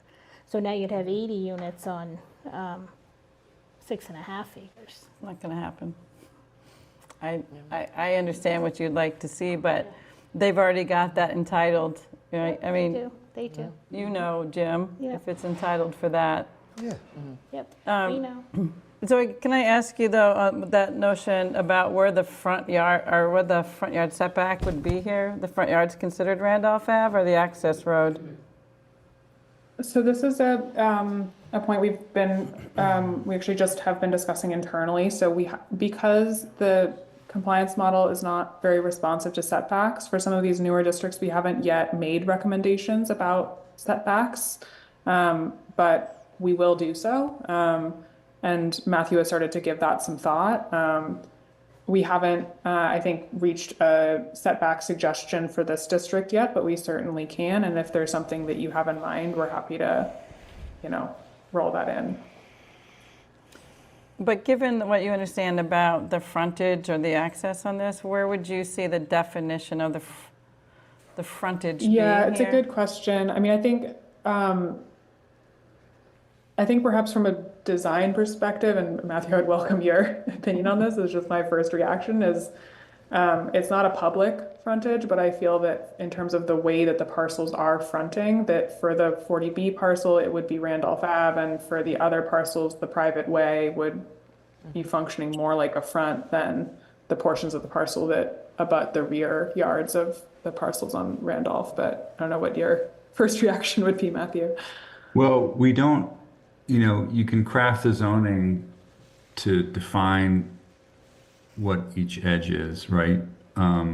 So we can target edges that abut, the district to the west. We can also experiment with, what is a good setback generally. We could apply the same setback to every side just to make the issue go away. That very slender parcel gets a little tricky and it might get flagged, even though it's under combined ownership. That might become a sort of point of discussion. But to the extent that we can pick a front Okay. in the zoning language. Okay. I mean, I would think right now the front is off Randolph Ave, the access road, that's town-owned property. Yeah. So you couldn't really consider. Well, I'm just thinking in terms of making sure that you could get a setback that you define to be, greater, and you would say for the purposes of the setbacks or whatever, that the front yard is deemed to be Randolph Ave, and then that's Yeah. where your setback is, right? Yeah, you just can spell it out. I want to just, because we're talking about generally reducing units in some places and then where we would increase. I've done a little bit of math, and so long as the acreage is constant in these two schemes, and I think we're working with a 127 acre density denominator for both these schemes. If I do the math and multiply that by 15, we can probably absorb around 40 additional mandatory mixed use units somewhere and reduce that same number in the non-MMU portions. Okay. So we could apply that reduction here, Matthew? If that's where you wanted to reduce it, yes. I mean, we'd have to talk about where you want to increase it, if it may be adding the parcel on East Milton Square, right? Yeah. Or increasing the density in the newer MMU sort of district in Milton Village. Yeah, so for instance, like if you were to get the Adams, I'm just doing some live numbers. I haven't figured out what the parameters would need to be at to get to these numbers. But if you, in Milton Station West, had that plugged in at 193 and had the Adams expansion of the Milton Village area at 47, like you had discussed, that would bring you to, and let me drop the Randolph Haven Access Road. That's with Randolph Haven Access Road at 102, you're still clearing your 46, your unit target. Let's see what it would be at 80, you drop just below that, but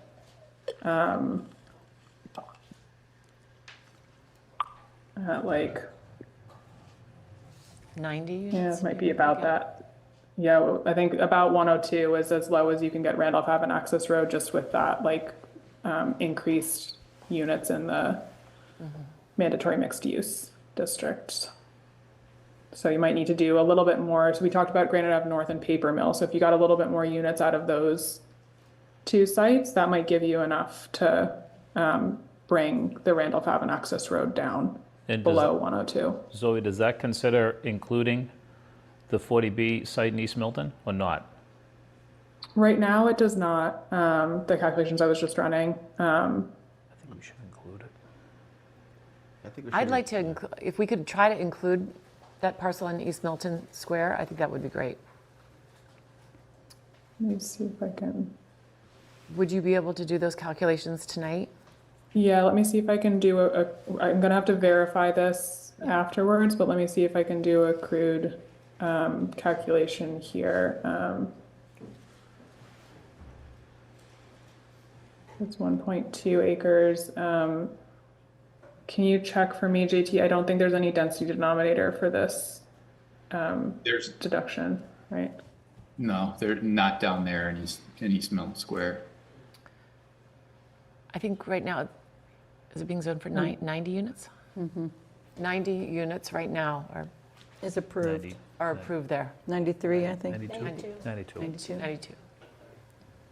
Get credit for So if you everyone. get, Yeah. so if we had, even with a first floor mandatory mixed use. Yeah, but I they think don't have commercial there now. Doesn't matter though. It doesn't matter, it's zoning, so it's, but it still would be a lot of units, I think, that we would get credit for. Yes, so that does allow you to shift units from within the mandatory mixed use districts, but it does not give you any extra wiggle room on density, and that's what you're starting to hit up against. So so like I said before, I think, it can play a role if your goal is to reduce the number of units in your Milton Village area. The East Milton 40B can help you accomplish that, but that's pretty much the only thing that it can help you with. How many units can we accomplish in East Milton? I just put 90 in there as a placeholder because it's close to the number of units that have been proposed on the site. But I can plug in a different number. Can you go higher? Yeah, but I think before I do that, what's the goal? Is the goal to take units away from Milton Village? Yes, that'd be my goal. Okay. So how many, let's see, I mean, there isn't at some point, I'm sure we will hit an abstract limit on this, but this is not a constrained collection of parcels in terms of density denominator deductions or, other regulations like the way Granite Ave and Paper Mill. So I think it might be easier to think about it in terms of if you zone it, basically how many units do you think you're comfortable with here? And then we can reduce the Milton Village ones by that amount. Zoe, you could zone it for whatever number we want to zone it. It's under construction. I would go a little bit high, I mean, But I think the more you go, I think you're going to, if I'm understanding correctly, we're going to have to go more than the 2461 in order to get to our density of 15 units an acre. Is that right, Zoe? So it will, yes, so right now, so for instance, I just plugged in the 90, and let me see if we're still fine on the cap for mandatory mixed use districts, but even with this change right now, I can't reduce the units anywhere else in town because the density is at 15 flat. And I'm at 2,570 units versus the 2,461 that you're required. So this is the problem with having too many units in the mandatory mixed use. so the only thing that I was going to say, and I know we all have disagreements, is, and I haven't seen the map on the Elliott Street corridor, but that's what's dragging us down, that Elliott Street, because it's 3 units per lot. So It's like an 8.8 density at one point, I think I saw. we could possibly look at just refining some of that Elliott Street corridor to not be dragging our density down. Is that correct, Zoe? Let me look at what the balance is right now. So Before right you- now. And I don't know, and I'm just looking at what But I else would think be bringing before those you numbers did down. that, why wouldn't you remove the Adams Village units if you absolutely want to include the 40B in East Milton? Because you're swapping the same unit types. We may. I'd like to hear the answer to Meredith's question. Right now, your lowest density districts are Elliott Street and Fairmount, and then Blue Hills, those are all your smaller parcel fabric districts. So maybe we don't need Fairmount.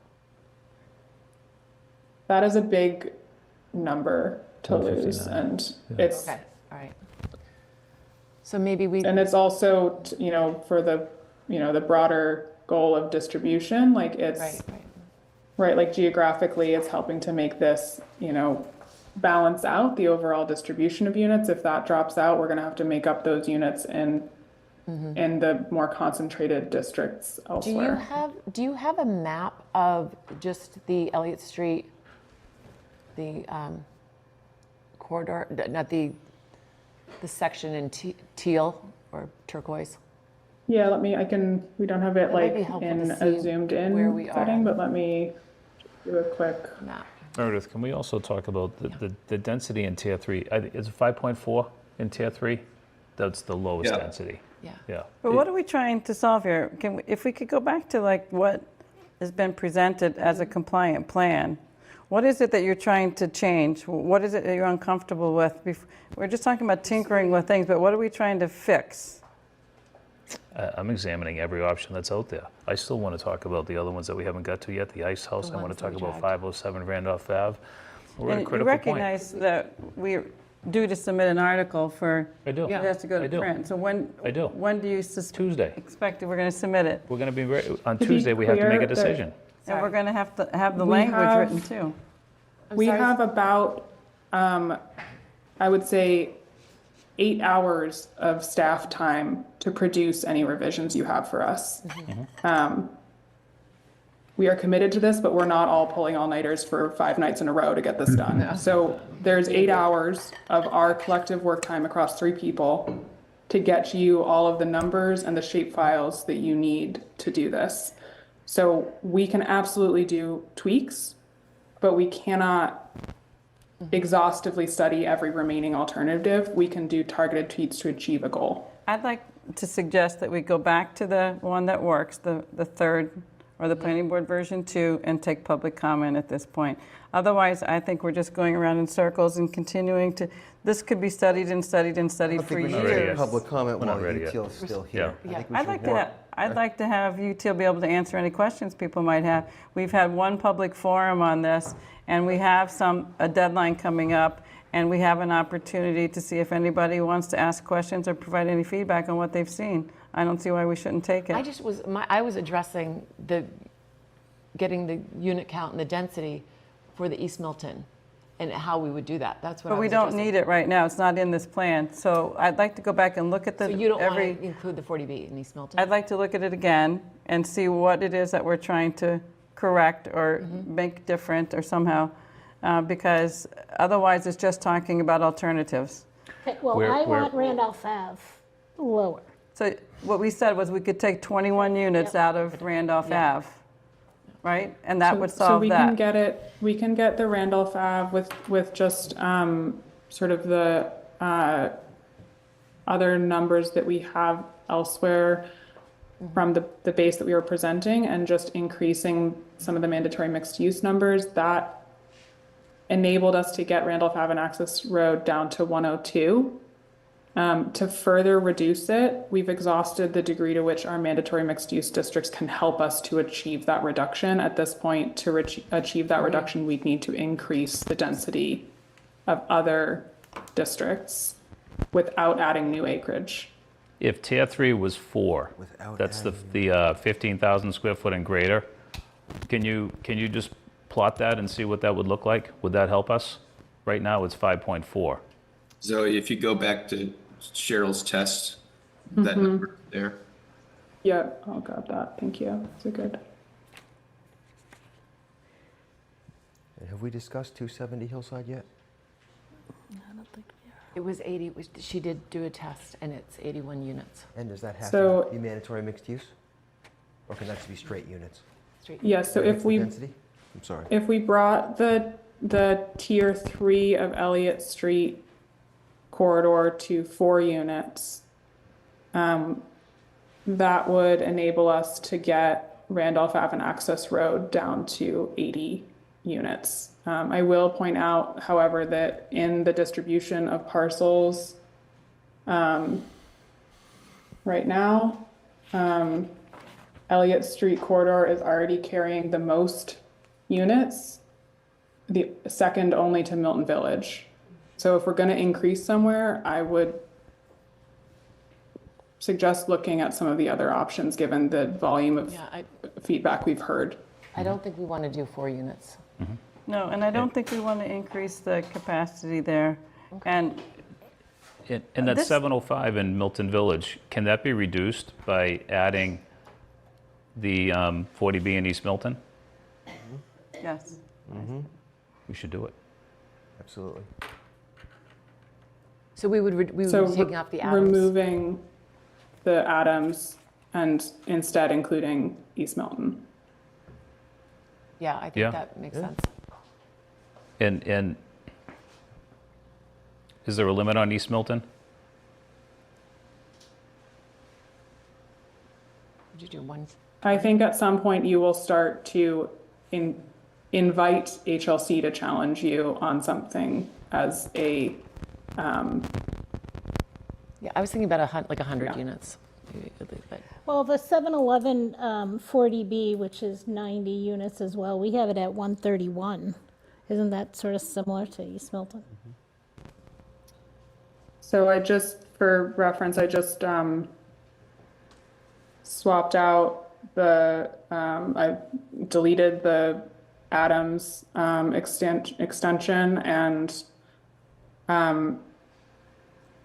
you still can't get Randolph Ave and Access Road down to 80 with that substitution. So we still need to, we can do that swap. I think that's a fine swap, for the mandatory mixed use issue, but we still need to, increase units, I think, elsewhere to enable, it sounds like right now that the two things that we're trying to do is we're trying to reduce a little bit the Milton Village and reduce the Randolph Ave and Access Road, and to find units for that elsewhere, including the East Milton 40B to help with the Milton Station reduction. And the things that have been raised already are the paper mill site and Granite Ave North. And why haven't we discussed 270 Hillside? Is it because you have to recuse? On the If you Randolph, add acreage at Is that this the only point, reason it will why? not help.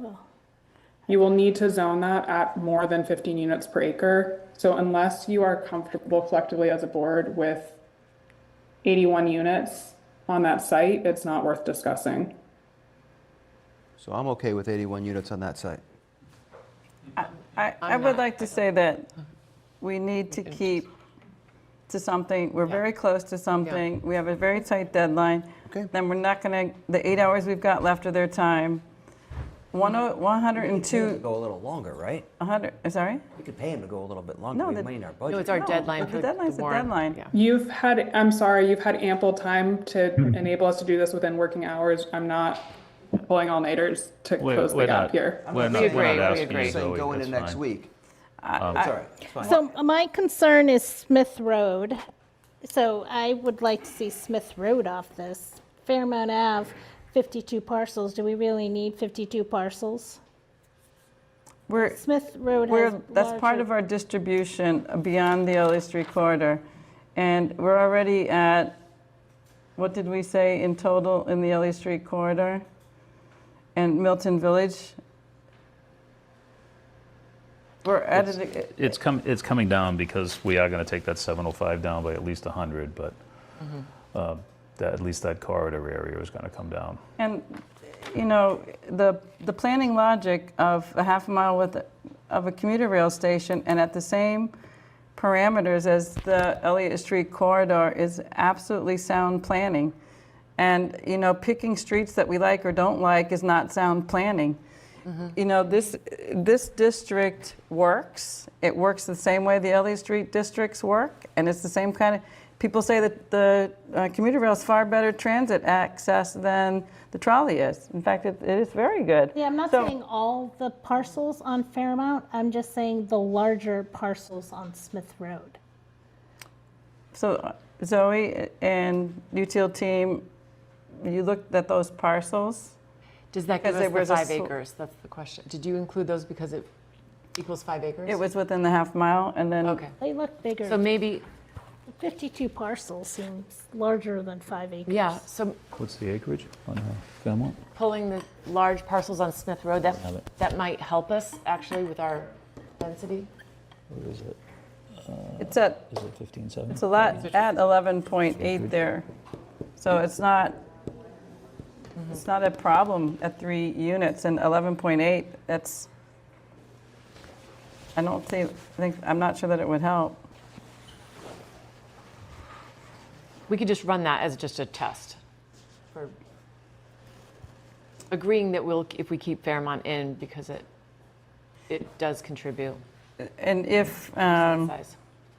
I mean, Randolph Avenue Access Road, back to that for a moment, that can't be less than 102 to contribute. We want to count the 40Bs. If that's a consistent goal, then I think we can, the minor modification of what we talked about with the MMUs, removing Adams and adding East Milton Square, if we took 21 units off of Randolph Ave and we found that in the Paper Mill and Granite Ave North, I think that's very doable, reasonable, and we can actually begin to work on the zoning language, which is a fair amount of work for Tuesday, and so that we could vote that on Tuesday.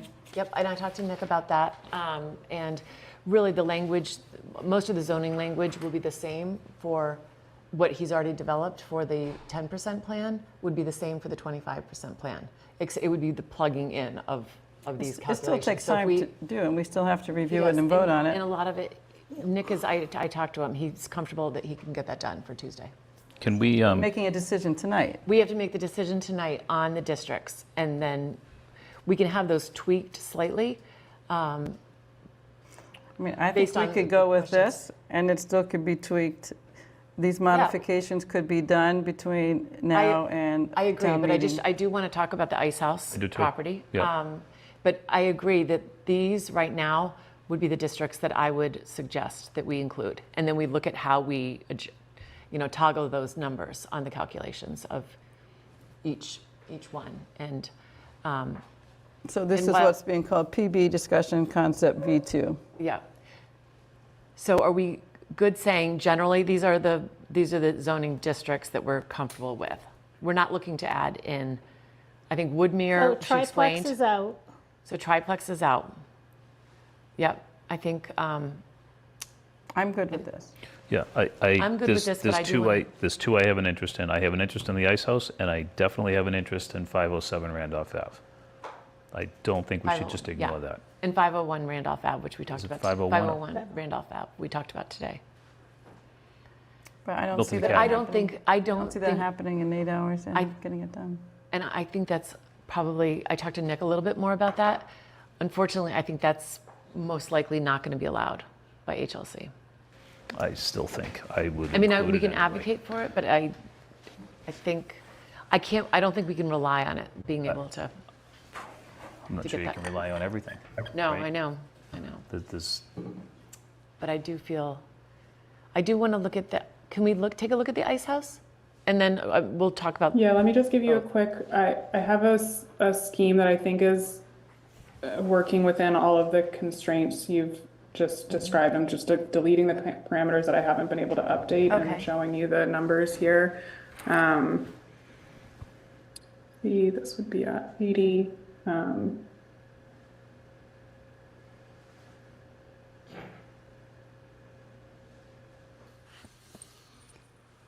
And then we have Milton Station replacing this with East Milton Square 40B.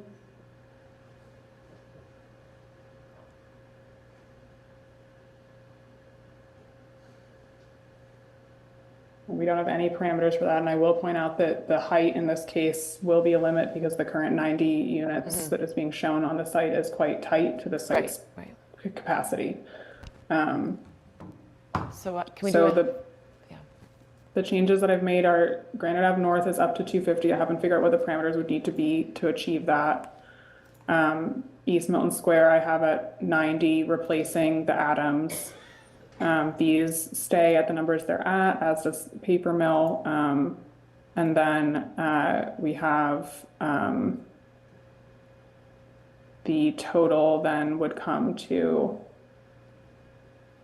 2479. And again, we'll do all of the cross-checking to make sure that this is lining up, and this is at 15.0.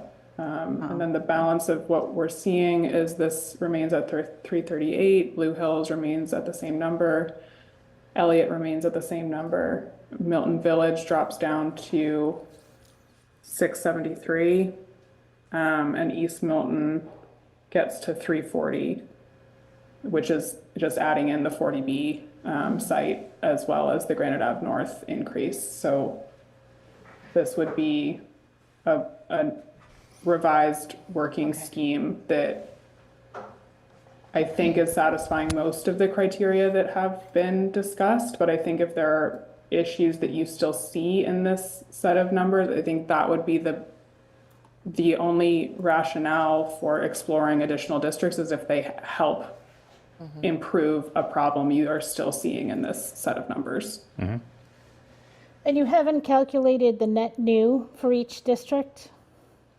We have not.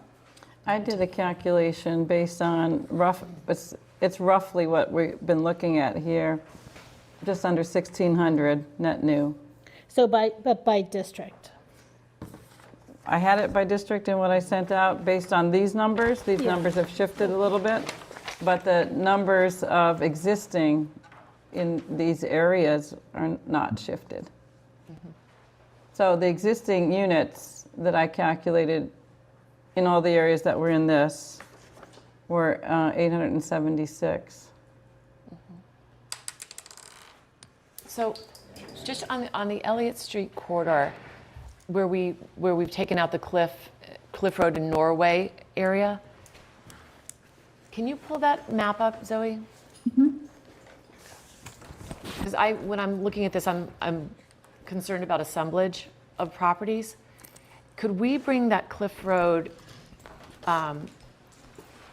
sort of the border of that area, could we run that up to include Allen Circle? If you can see, I don't know if you can see it, it looks like a little horseshoe. Because I worry about that being a potential for assemblage, just the way it's. Remember, assemblage is not going to help. Well, because you still are limited on your lot. So if you have one lot of 6,000 and you have you add another lot of 6,000, you combine them all for about the same. 12,000, then you still can only build 3 units I still would like to I would like to sort of expand that, and I think we will have the unit count, and it may help us, so. It's not that large of an area. This, Yeah. you're thinking like Norway Road here? Yeah, so Sorry, I'm not expanding quite that following. along Elliott Street corridor just a little bit. So pulling the widening- Elliott Street corridor up to include both sides of Norway Road? Yeah, both sides of Norway Road, but then, and then continuing along Elliott Street, still keeping that front, sort of the way we did in the reduction plan on Elliott.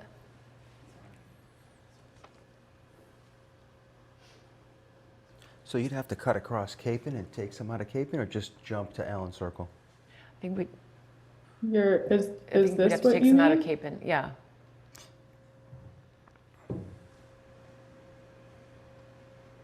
Like adding that to Elliott? No, actually, I think taking- subtracting. I'm sorry. Subtracting it, sorry. It's already subtracted. Oh, so a No, little, going up, yeah. But a if you- little north of that, northeast of that. is Going a street northeast, called- like along the Yeah, trolley right there. there? Keep Yeah. going. That right there. Along Capon? Capon, the right and then of a little Capon. farther. Along, this yeah, right area there. here? Right there. What's the thinking or the logic behind it?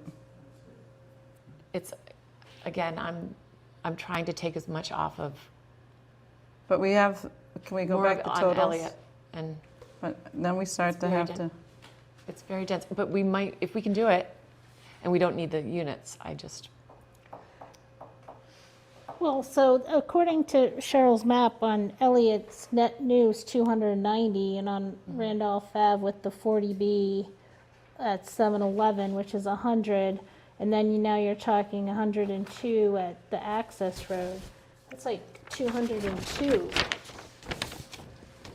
new units at the bottom of Randolph Ave, the most dangerous highway in the town, which has no public access, no transit-oriented. So I'm not understanding why you're putting, there's going to be 202 units there and only 290 on Elliott Street. can we go back to the total again? well, if people feel they want to keep it in, that's fine. I just didn't know if, in looking at this corridor, it's a very tight No, and again, area. I don't want it anywhere. I know. You know, I've been a pretty firm. I don't want it really in tight, yeah. necessarily in my neighborhood. I don't want it in anybody else's neighborhood. But if we're going to go back, as I've always said for these past 3 years, you look at the statute and it's transit-oriented development. It just doesn't make sense to me to only have 290 net new units on Elliott Street, and you're putting 200 on Randolph Ave. Well, you have empty parcels on Randolph Ave, and you have single-family and two-family homes in the Elliott Street corridor. No, I understand You have a all four-lane that. road compared to Yeah. a two-lane narrow road with connecting Which- roads. Which That's where the there's T is, casualties on Randolph Ave. The Randolph Ave is closed. Like, I don't think you guys understand how dangerous Randolph Ave is. It is so dangerous. And now you're going to be putting like that 40B at 711. The school bus has to stop on Randolph Ave to pick up any Well, kids. they're already putting the 40Bs in this I location, understand, so it's but happening. to me, this where is, they're- this is It is- reckless and this is dangerous. Well, I'm not trying to add more units to that. I'm just trying to take off some of our single-family. Can we homes. just look at the summary again, just Yeah, yeah. go from the map back to the summary to see where we are? We can tweak that. Zoe can look at that independently, but. So this has 336 in the tier 1, and the existing Elliott Street in the tier 1 is 135. That's a large increase in the Elliott Street corridor for just the tier 1 on a narrow 2-lane road, Maggie. So I think that I mean, I'm not arguing it's not. yeah, No. okay. I'm not arguing it's not. I'm arguing that Randolph Ave is a deadly highway. Well, we So- haven't looked at the ice house yet, and we haven't looked at, We don't really have room to remove at 2,479. of zone capacity. We're a lot less, really comparatively, than in the 2023 scheme. And as everyone scenario. has said for the past 3 years, it's just zoning. And so the likelihood of zoning single-family neighborhoods, as everyone has said for the past 3 years, is reduced. The likelihood of this being built on Randolph Ave is greatly, greatly going to happen. There's already two 40Bs there. We know that there's going to be more. So if we go back to all the arguments everybody has made for the past 3 years, it's just zoning. So why not? And Randolph Ave is a very long street. It covers just a lot of area, so it does get spread out. And there's a traffic light at the intersection with the access road here. So in terms of people being able to come in and out, the access presumably could come off the access road like the 40B is. So you're at a signalized intersection to be able to come in and out there. And one single homeowner paid to get that access for that 40B. One single homeowner. No, when the zoning was put in place for assisted The living assisted on the living, horse I farm, know all that that. zoning was Yes. written Yes. with that traffic light and that access from the access road in mind. So there's already, when we think about when we put our priorities, like what parcels should we zone for, we said commercial properties, larger properties that were underutilized. This is one of those underutilized properties that will get redeveloped. And whether we want to wish that it wouldn't. I know all that. We know Okay. all of that. We don't All right. have to reiterate it. So let's keep moving, because I'd like to be through by 10. Can we look at the ice house? Yeah. Zoe, can you pull up what we would have to do to include the ice house? Yeah, so let me skip back to this. And I think if I'm understanding the conversation correctly, the purpose that the ice house would be serving would be to reduce pressure on or to replace Randolph Ave access road. That seems to be the remaining sticking point. Am I reading that correctly? Yeah, reduce pressure. If we can do it, let's reduce it someplace. So this is it's currently 2 acres. So, you can kind of proportionally see, you'd basically need to be expanding along the residential to the south to get to a 5-acre number. Yeah. So if this is 2 acres, that would be, at least a handful of these. And I might suggest it seems like this is an access road, maybe for the driveways for these homes or something, but maybe that would be a logical break point if you were going to include parcels to the south. Move your cursor. I want to see where your cursor is. Are you drawing? Like, Oh, right to there. right here. Yeah. Sorry. So for Zoe, for those to contribute, just like Randolph Ave, they'd have to be at least 15 units an acre, right? Yeah, so I mean, right now, if we look at our, the role that Randolph Ave and Access Road is playing, so that's if we're swapping it in for that, in effect, that is at 13.1 units per acre. That's 6.6 acres. So I think you'd need to see something pretty analogous to those stats to get to the, what we need to see for this to contribute. So like something close to 80 units, something close to 6 acres. Zoe, how many parcels are there all the way down to Canton Ave? We can't see Canton Ave on the, Yeah, maybe JT, you could do a quick look at on GIS how many parcels. Down until it hits the intersection? yeah, Canton Ave, JT. 1, 2, 3, 4, 5, 6, 7, 8, 9, 10, 11, 12, 13, 14, 15. So I don't think we want to include all of them. And you need at least the parcels that extend down to that little right of way to hit 5. So there'd be another 10 parcels left. So this would be the only place where we'd be rezoning single family to 15 units an acre. Which seems high. Very. We're not doing it. And this is, as I've said, it's a DCR road. It's a way through a park, is designed.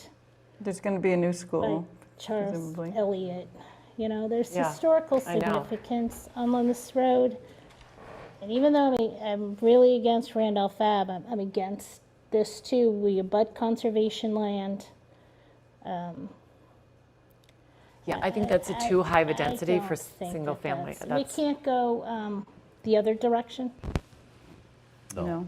No. How many units are in the ice house? 50 something. On 2 acres? 2.2, it's 2.2 acres, right? Or 2 acres? I have 2 from our notes It's two, previously. it's about 2 on the dot. So I was assuming we would just use the ice house and get some kind of an exception? That- We can't. and not They gonna won't allow that. It needs to be 5 acres or they won't allow the ice house. All right. So, but it's, I'm not in favor of 5 acres of, I'm not I'm either. not in Covering up favor. 5 acres in this area. Yeah. All right, thank you for just taking a look at that. Yeah, of course. So I think then we are, I think that's the balance of the additional sites that we wanted to explore. Low-hanging fruit at this point. Yeah, I mean, given the constraints that we have on time. So I, just in my quick calculations, I put the additional units that we needed on the Granite Ave North site versus Paper Mill, which seemed like the other candidate to accomplish that same goal. Is there a preference between those two? And I don't know, Matthew, if you also have opinions in terms of, development, feasibility, or kind of the constraints of those parcels where we should be zoning for more. Yeah, which 2 parcels? Between Granite Ave North and Paper Mill, if one of them is absorbing, basically Yeah. 18 additional units from what we were showing before, whether those 18 additional units are going on Granite Ave North or Paper Mill. I would pick Grand Avenue North. I think the Paper Mill site is complex. I think if you start pushing those numbers higher on Paper Mill, I mean, if I were HLC, it's going to start to look a little bit sketchy, given the access issues and the topography and everything there. So I think Granite Ave North makes sense. yeah, and we know from the conversation today, they're good with Granite Ave North. I don't think it's going to face the level of, further scrutiny that the Paper Mill will face. So we should put it there. I agree with Matthew. Great. So I think the last thing I'd like a little bit of input on is for the East Milton 40B, the parameters that you'd like to see there. And JT, maybe while they're talking, if you can try to do a rough and ready compliance workbook for this so that we can test. My concern is that the parameters that we're going to need to put in to get to 90 are going to be parameters that you're not comfortable with. So I just want to see if we can quickly stress test those to make sure that we're okay. In the meantime, just to update you guys on the parameters necessary for 250 on Granite Ave North, that's 66 units per acre with a FAR of 1.55. Great, thanks for pulling those numbers, JT. It's helpful to have that added context. I just wanted to point out with this change, the 362 at Blue Hills, 555 at Elliott Street Quarter, and Milton Village at 673. That's a total of 1590, or 64% of the total zone capacity. So it did drop down from 66 to 64 if we take out the Adams Village portion and move it to East Milton Square. All right, Good. I'm good with that. I like it. It's better. Let me correct myself. I don't like any of this, but I like that change. Understood. Okay, so for the East Milton 40B, if I recall correctly, your overlay zone is the height that you're setting is it 3 or 2.5? 3. 3. So I'd imagine you'd want to match that for the 40B site. In other words, you wouldn't want to go higher than 3. Yes, I think so. I imagine you might want to go lower than 3 if we can manage it. Yeah. And then parking spaces also at 1. So we've been showing kind of everywhere else, or would you want to exempt in this location? I think exempt, so it doesn't control it. Yeah. Yeah, I think exempt. Exempt on that? Yep. I think. Minimum lot size and units per lot requirements. I'm imagining we can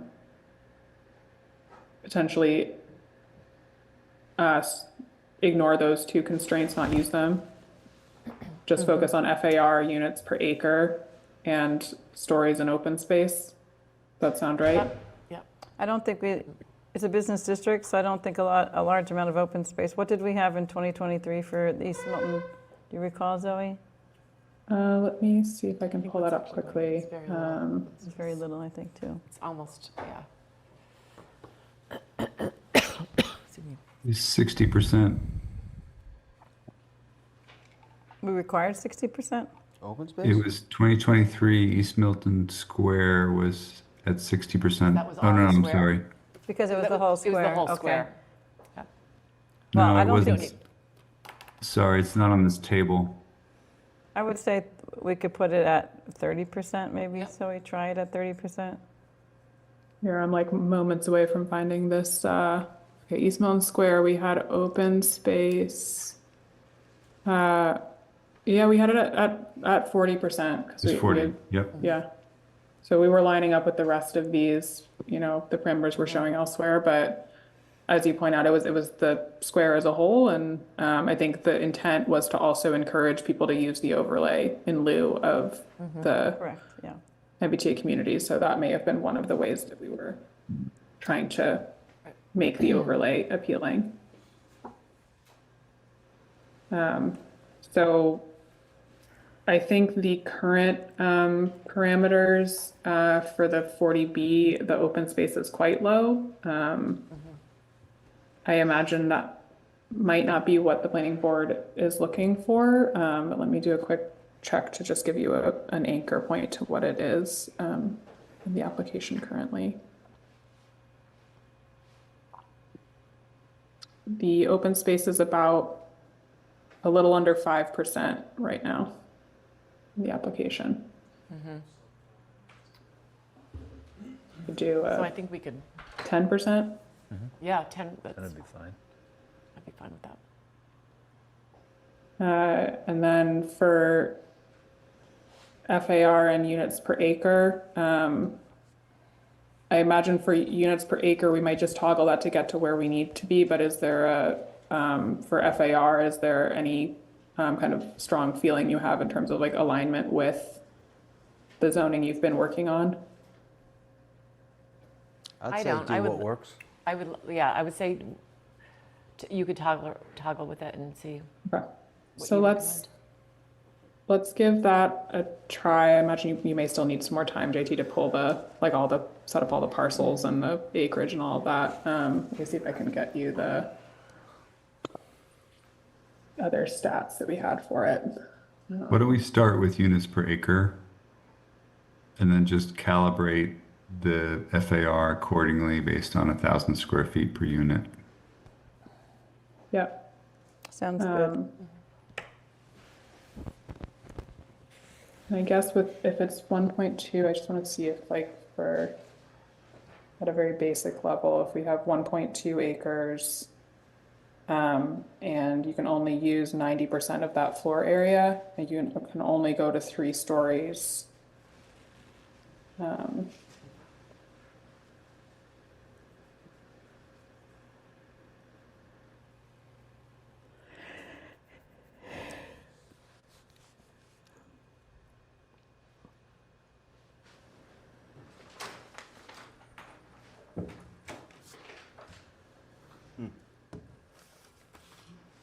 Must have left my phone in the truck.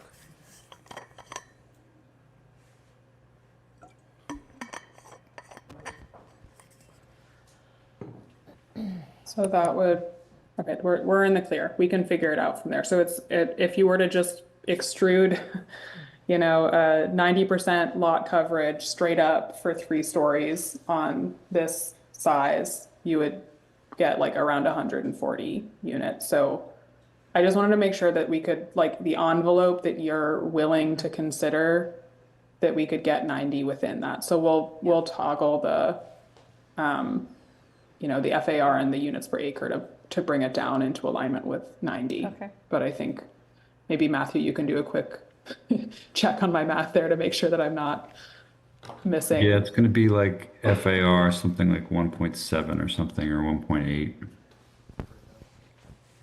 It's going to be higher than anywhere else. I think that's fine. The FAR of the 40B is higher than that, right? So I think the current FAR of the 40B is above 2. that's what I thought. What's the reason to toggle down to 90? Why not go as many as we possibly can? I mean, I think unless there's a place where I think there's 2 reasons. The first is just like inviting increased scrutiny from the state. But I think besides that, it's just, what are we achieving with it? Like, where are we reducing elsewhere? What is the goal that we're trying to achieve by creating, increased units here? What are we opening? What are we trying to do elsewhere? It just by reduced. virtue How many units are in the village right now? The village has 673. Just imagine what that looks like. 673 units. Anything you can do to reduce that number is a good thing. That's a tremendous number of units. Remember, 88 Wharf is included in that, and it's a condo building, so you would need every condo owner to agree to do anything there. So it's a Pardon me? paper number. I agree, but still, it's, how many units are in 88 Wharf? 77. Pardon me? 77. Just imagine. Thank you. Thank And you. I do worry about the potential of extra space storage. Something could happen there, and we only have a 2-year demolition. I would hate to lose, I've said before, any of those mill buildings down there. I mean, I So as want to long- see it added to, but I'm not. okay going more than 90 as long as it's not going to kick it out of acceptability. I agree with that. Yeah. But I don't want to bring the scrutiny to the point that we lose it. Right. But let's not Zoe, just. what do you think would be what would be a recommendation? Like 110? Would that seem? I think I'm going to punt to Matthew on this because it's more of a built form threshold question of when it starts to be infeasible unlikely. You have a proposal there. I'm sorry, how many units is the proposal? 90? 92. 92. Yeah, you could get, I mean, the proof is that at 3 stories or higher? I think it's Higher. 5. It's higher. 6. It's 5. 6. 6? It's either 5 or 6. Oh, okay. It's a varying level lot, so. With, You can't, with the one model level. won't let you get to, just to update, the model won't let you get to 90 at 3 stories. You need to go at least to 3.5. All right, Regardless I of think what I would be you- willing to do that. 3.5 is okay. Or 4. But if you want to go more than 90, you're going to have to go higher.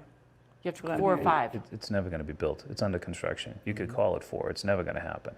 But I'm just saying, from what it sounds like, we're going to have to go more Oh, than right, you yeah, get the high more than model. 90. I understand. Yeah. The model builds in the 20% open space. That's what's happening, I think, because of the setbacks that typically are required. So that's, I think, what's happening. So effectively, it's really an 80% lot coverage. There you go.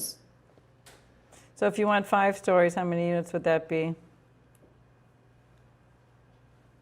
Give me 1 sec, Cheryl. I just realized we're removing all open space, right? Yeah, and no parking Yeah, I requirement, think- right? And I think 10% 10% open open space space, yeah. requirement. Yeah, And no parking requirement, correct? yeah. Correct. So I think at this point, the parameters would just be the 3 stories and the 10% open space, and then that would be our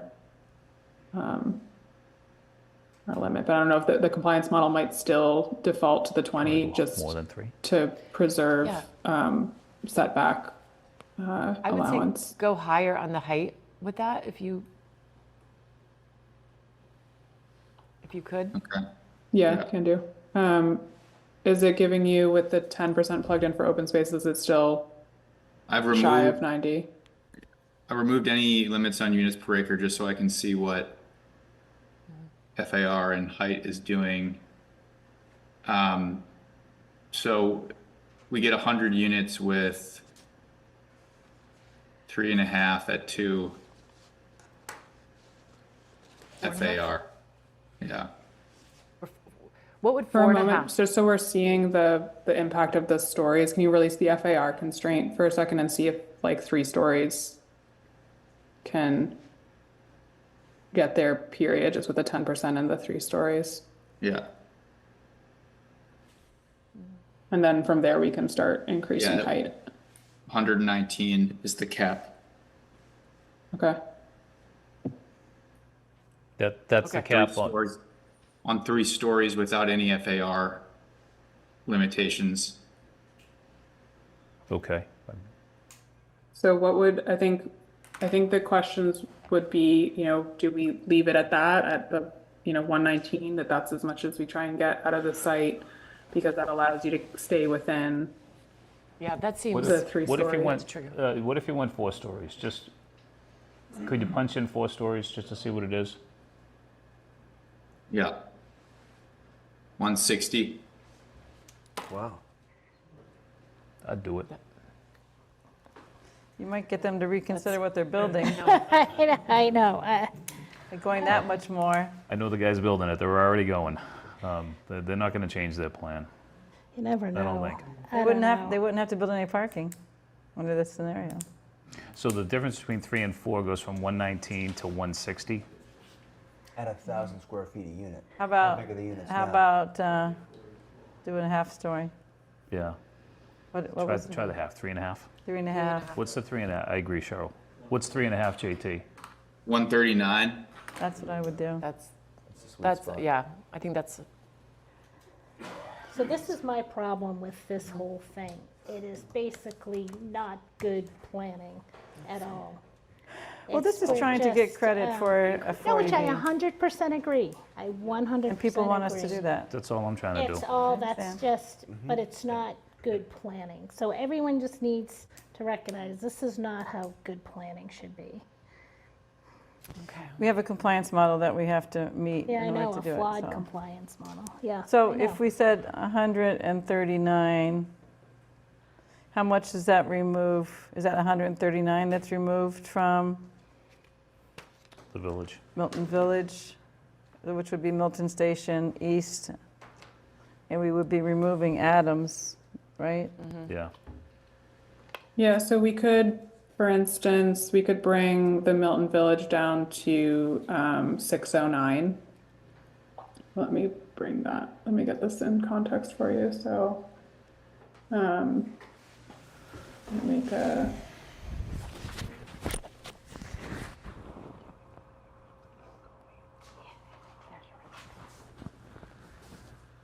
So, I didn't actually make the edits to the numbers here. So this would be, these hold true, but this, instead of being at 90, this is at 139. And since I'm assuming if we're reducing in the Milton Station area, you'd want to reduce the east Correct. one based on the comments you were describing. So if we can bring that down to 265. And maybe the bridge. We could. That's a really high density up there. I don't think that we can because that one's part of what's propping up the density That's numbers. right. That's right. And it's not mandatory mixed use. That's. Yeah. So This would be 464, and then that stays at 15 flat, and then this goes from 673 to 609, so you're losing like 60 some units. And the East Milton goes up because that's where we're adding the balance of those units.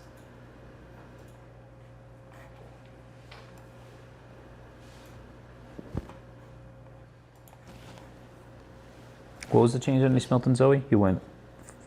It went from, let's see, 380 now. It was like 324. So 340 to 389. But it only went up 49 units? Yeah, right, because we were at 90 before, and then Oh, we increased okay, from 90 right, to right. 139. I understand, thank you. I forgot the 90 was in there. Zoe, is the acreage adjusted? So the 40B, because it would be MMU, it wouldn't modify acreage. Of course. Thank you.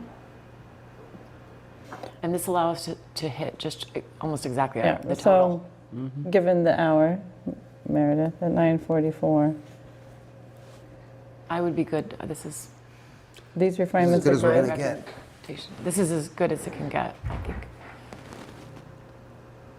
I mean, So is the goal to get this approved by HLC before town meeting? Or we So- vote on this and then submit it by July It 14th? they won't be able to give a formal approval before town meeting, but we will be able to get review and feedback from them, I imagine. But I doubt that we will get a formal approval before town meeting, but we will certainly try, and I'm sure they will too. They have been very responsive. We gave them less than a week, and they got us quite extensive feedback. So if this gets voted in at town meeting and then has to get tweaked, does it have to go back before town meeting to get voted in again? Yes. As a final? Yes? There have been, I believe I think this is there was like one or should be two other communities that we've worked with where there have been minor our revisions two that have happened that we sent. afterwards. I think This would be the 25. Cohasset was maybe one of them. If we send and 25, this would be the one. It would be, When? the state would If, work with when, you yeah. to figure out the revisions that needed to occur and make sure that, and if they were significant enough that they required going back to town meeting, you would do so, I believe. But we can, I think, I wouldn't focus too much on that piece of it. I think the level of tweaks that happen at that stage, if you've been in communication with the OHLC, are not the kinds of tweaks that residents tend to care about. They're like very technical tweaks that are just important for, dotting i's and crossing t's. But I think you have to go back to town meeting, because it's zoning. You have to go back to town meeting, even if it's a small tweak. Yeah, so I think like for instance, we made a small tweak, I think, and you might remember the details better than I do, Matthew, and Cohasset, to address some of their interaction with their groundwater rules. And that did go back to town meeting. But as I said, it's a very technical, interaction of different regulations kind of revision. So it's not something that generally is it's not an equally comparable hurdle in terms of bringing something to town meeting as what you're working through right now. So Zoe, would it throw us out of compliance if we have to go back to town meeting, or does the state just make an exception and say you guys are good? I think the general policy is that if you've submitted a compliance approach in good faith, it's been voted in by town meeting, and there's a small issue, you have interim compliance status until it's been resolved. Okay. It's really what you run into is town meeting doesn't approve it. That's what you run into. Okay. So you don't want to have to go back to town meeting. Yeah, they'll approve it. Yeah, I mean, I think, honestly, so I know the state will do everything they can to help you not be in that situation, but I'm not sure there's much utility to discussing it further because none of us have influence over that. We're all just gonna have to do the best we can in the time we have, and the same is true for the state, and they'll do everything they can to get you what you need so that you have a town meeting that is efficient and productive and you don't have to go back. But there's only so much time, and may or may not happen. So I'd like to suggest that we authorize UTIL to do the work that they need to do, that, to submit this next week so that it can be submitted to the select board. And Zoe, can you include net news in all these areas? We can for the public communications piece, but not on the same timeline as your warrant. So we can work with the town to get that kind of supporting analysis up to help you with the public communications. but we won't be able to do it by the 13th to align with your warrant schedule. But by town meeting, could you have it done? Oh, yeah, absolutely. That's what I mean. That's like the public communications part? Many weeks before your town meeting, we will work with you to get that kind of analysis so that you can have an effective public communications campaign. We're happy to work with you on that. The net new is like, there's nuances, so we can talk through the specifics of what that might look like, but we are happy to provide that kind of supporting analysis just on a slightly delayed timeline from the delivery of the components that are critical for the warrant itself. Okay. But I do think net new is hugely important. Yeah, and I understand.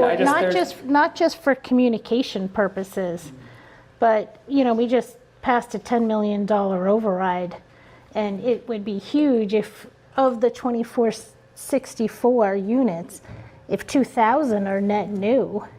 Like, we really have to be stewards of I don't think it's going to be 2,000 based on my I analysis. understand, but I'm just saying, it would be nice to know how many net new we're having, because it puts a huge burden on the taxpayers. We just heard from the fire chief, they're 11 personnel short every shift. We only have 6 police every shift. So it is a huge piece of information that I think we need. Even if it's not 2,000, and you had a calculation earlier, Cheryl, that it was 1,600, it's something like that. But you cannot, and this notion that if you zone it, it's only zoning and never be built, I've never accepted that. I never will accept that. If you zone it, prepare that it's going to be built. If developers can make money, developers build buildings. That's just the way it is. And this eliminates a barrier for them. They'll build it. But, 1,600 units, and, for all those that are so adamantly in favor of complying with the zoning, there's no consideration for infrastructure costs. You're going to have it. You are absolutely going to have it. There's increase in services. We're going to have it. We can't add, those kind of units to the town and not have it. We will have an increase in the number of students. There's no doubt about it. That RKG analysis was flawed. 275 kids into the school system. If you zone for 2,461, that's not a credible number. It ignored the fact that people will move out of their homes and move into these built units, and their homes will then be occupied by families. Why do we want to ignore that? The cost of schools, the capital cost, 1,600 cars on the road in Milton. Maybe it's not 1,600, maybe it's 1,200. 1,000 more cars driving around Milton. It's bad as it is. Nobody wants to consider all that. And, and I've said it, and I'm going to continue to say it, the SJC did not rule on our classification. They did not. They deferred ruling on it. The classification is still out there for Milton. And we have plenty of residents in town that want to state that we lost our case. What they ruled on applied to all 177 communities. The one aspect of our case that they refused to rule on was the one that was only applicable to Milton. Well, go figure, right? They didn't want to touch it, but they told Milton, right? Because every other component of the ruling that they issued applied to all 177, but the one that applied to Milton only, they didn't touch it. So. This is, the fact that the statement that Milton lost, Milton did not lose. And it would only, you can only consider Milton having lost if we do pursue classification, it is adjudicated, and we lose in that particular situation. That's it. Until that happens, Milton has not lost. And this idea that we have is absolutely incorrect. There's plenty of attorneys here in the room. I'm not one. And even I understand that we didn't lose. So We have a state senator who spoke at town meeting, ready to fight. Okay. And the unfunded mandate. Hold on. That's the other thing where we're going to lose. If we pass zoning, and then the Plymouth County Superior Court rules that towns can seek an exemption until it's funded, we would lose again on that. I understand. I'll close with this.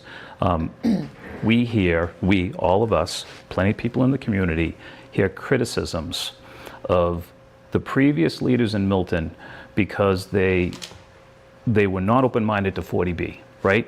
We hear that kind of criticism a lot. People talk about that all the time. We're assaulted with developers coming in because they take advantage of 40B. And what happens? the decision-making of leaders years past, is questioned. Just imagine when the negative impacts of this kind of zoning affects Milton, what are they going to say about the leadership of Milton at this time? All of us that said it was a good idea. Okay, so at this point, I just want to say, I feel strongly that we need to present a 10% plan and a 25% plan, and that we present that to the warrant committee to go to the June town meeting. I think there are a lot of unknowns, to your point, the unfunded mandate. We have not seen the decision on that yet. I think we need to give flexibility. I think we need to be prepared for both, because we don't know what's going to happen with this. But I think we should have both prepared, and if it gets to town meeting, let town meeting decide. But I would suggest, we know the 5% that we all agree on, or the 10% that we all agree on. And I would say what UTIL has just prepared for us tonight, with doing a little bit of additional work, would be the plan that I would feel comfortable should we be forced to do a 25%.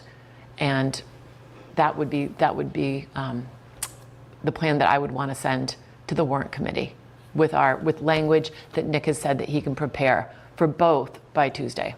I agree submitting both. That's my opinion. Okay. I think we submit both to the warrant committee and put them in a position where they have two plans. Right. However, I would like that 10% plan I would like to, some of the changes we made to the 25, I would like to consider making to the 10, right? So I just want to make sure that I don't think we have time to make changes to the 10, though. We have to write the language. And Nick has already done a draft. I don't know if everyone, I was going to ask, has everyone? What kind of changes are you talking? Just moving some. I'd like to look and units see, I'd like to look and see how, some of what we did here tonight could improve the 10. around? Does that really affect the zoning language if we move numbers around? I didn't think so, but I didn't think so either. We might be able to change, if you want to look Yeah. at some numbers. Sorry, That's all. But not districts. We wouldn't be able to get into doing district studies at this point. We would not have time. So Meredith, to your point of this language, I started to review it, but I felt as if we needed the districts to be finalized. We do, yeah. And So these so are the districts I'm that I happy would- to look at it more carefully now, once we get this Yep. agreed upon and finalized, look at what more carefully? the language of the zoning. Okay. So are we in agreement that what we came up with is the best? I just don't see any other options for us. It's fine. It's as good as we're going to get. I'm not happy with it either, but Yeah. that's it. We're here. Yeah. All right, We have so 8 hours left, Can I make a right? motion? Yes, you can make a motion. All right, I'll make a motion to submit a 25% rapid transit compliant plan based upon the final spreadsheet that was shared tonight and manipulated tonight by UTIL to the Select Board and the Warrant Committee for the June special town meeting. Is there a second? I'll second. Okay. All in favor? Aye. Aye. Abstained. Abstain. Okay. I understand. 25% makes me sick to my stomach. I know. Okay. So that, we're in agreement on that, and I think if there's anyone who would like to comment from the public, please, we wanted to offer you the opportunity. But I think hopefully a lot of the concerns that we heard have been addressed. Yes, Tom? Yeah, please come to the table.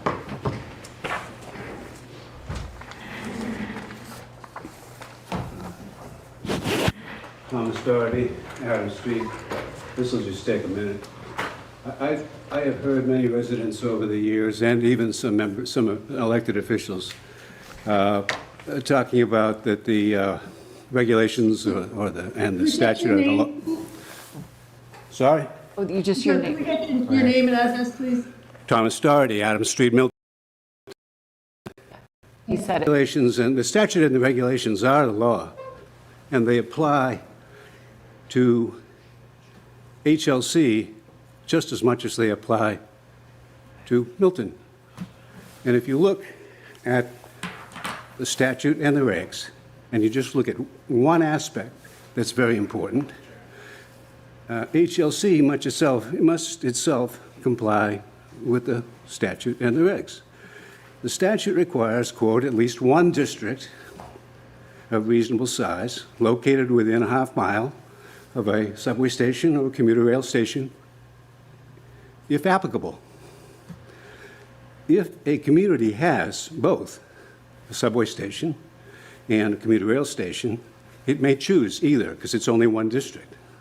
If you were therefore to assume, as the HLC does, or assert, that the trolley is essentially a rapid transit equivalent to a subway station, nevertheless, Milton could still choose under the statute, which uses the word or, to fully comply by virtue of the fact that it will put its district within a half mile of commuter rail stations, subject to the 50-acre minimum, for example, and the permission to locate under the regs significant portions elsewhere. Under the regulation 72.081C, drafted by HLC, and HLC is obligated under it. And so take a look at that when you have a chance. Again, I'm sure you have looked at it. Can you cite the section again, please? Yep. 72.08 paren 1 paren C. Okay. All right? And it says, a community with, I'm quoting, a community with transit station areas associated with more than one transit station may locate the multifamily zoning district in any of the transit station areas. For example, a rapid transit community with transit station area around a subway station in one part of town, comma, and transit station area around a commuter rail station in another part of town may locate its multifamily zoning district in either or both transit station areas. Milton has the choice, therefore, even if you were to assume, as HLC does, that there's a rapid transit subway station proximity that Milton has, it can choose under this reg, HLC's own reg, and the statute, which says either or, to locate its zoning district within a half mile of the commuter rail stations. I just wanted to point that out because I've heard a lot of comments from folks that the statute is the law, the regulations are the law, but they're not looking fully through the alternative within the statute itself and within the reg. Thanks. Great. Thank you very much. Okay. So I didn't see any other, oh, yes, please, yeah. The John Driscoll, 718 Randolph Ave. I've sat through all these meetings at home. It's kind of disturbing. And I hear people explaining Randolph Ave is a 4-lane highway and it's got plenty of room. And then I heard one individual say, well, they can go shop at Eagle Farm, which is a mile up the road with traffic going by doing about 80. So I kind of find it's kind of hard to watch people that live in other areas of town going to decide what's going to go on Randolph Ave. Below my house, last October, a man got killed. Lady drove head-on into him. So it does happen. And everybody here, you can say it's the law, it's law. As far as I'm concerned, I tell the state, we're not going to obey the law. It's going to cost us a lot more than $1.25 million that we didn't get from the state. So I'd say to the state, see you later. It doesn't bother me that we have to say to the state, we're not going to take your grants, fine.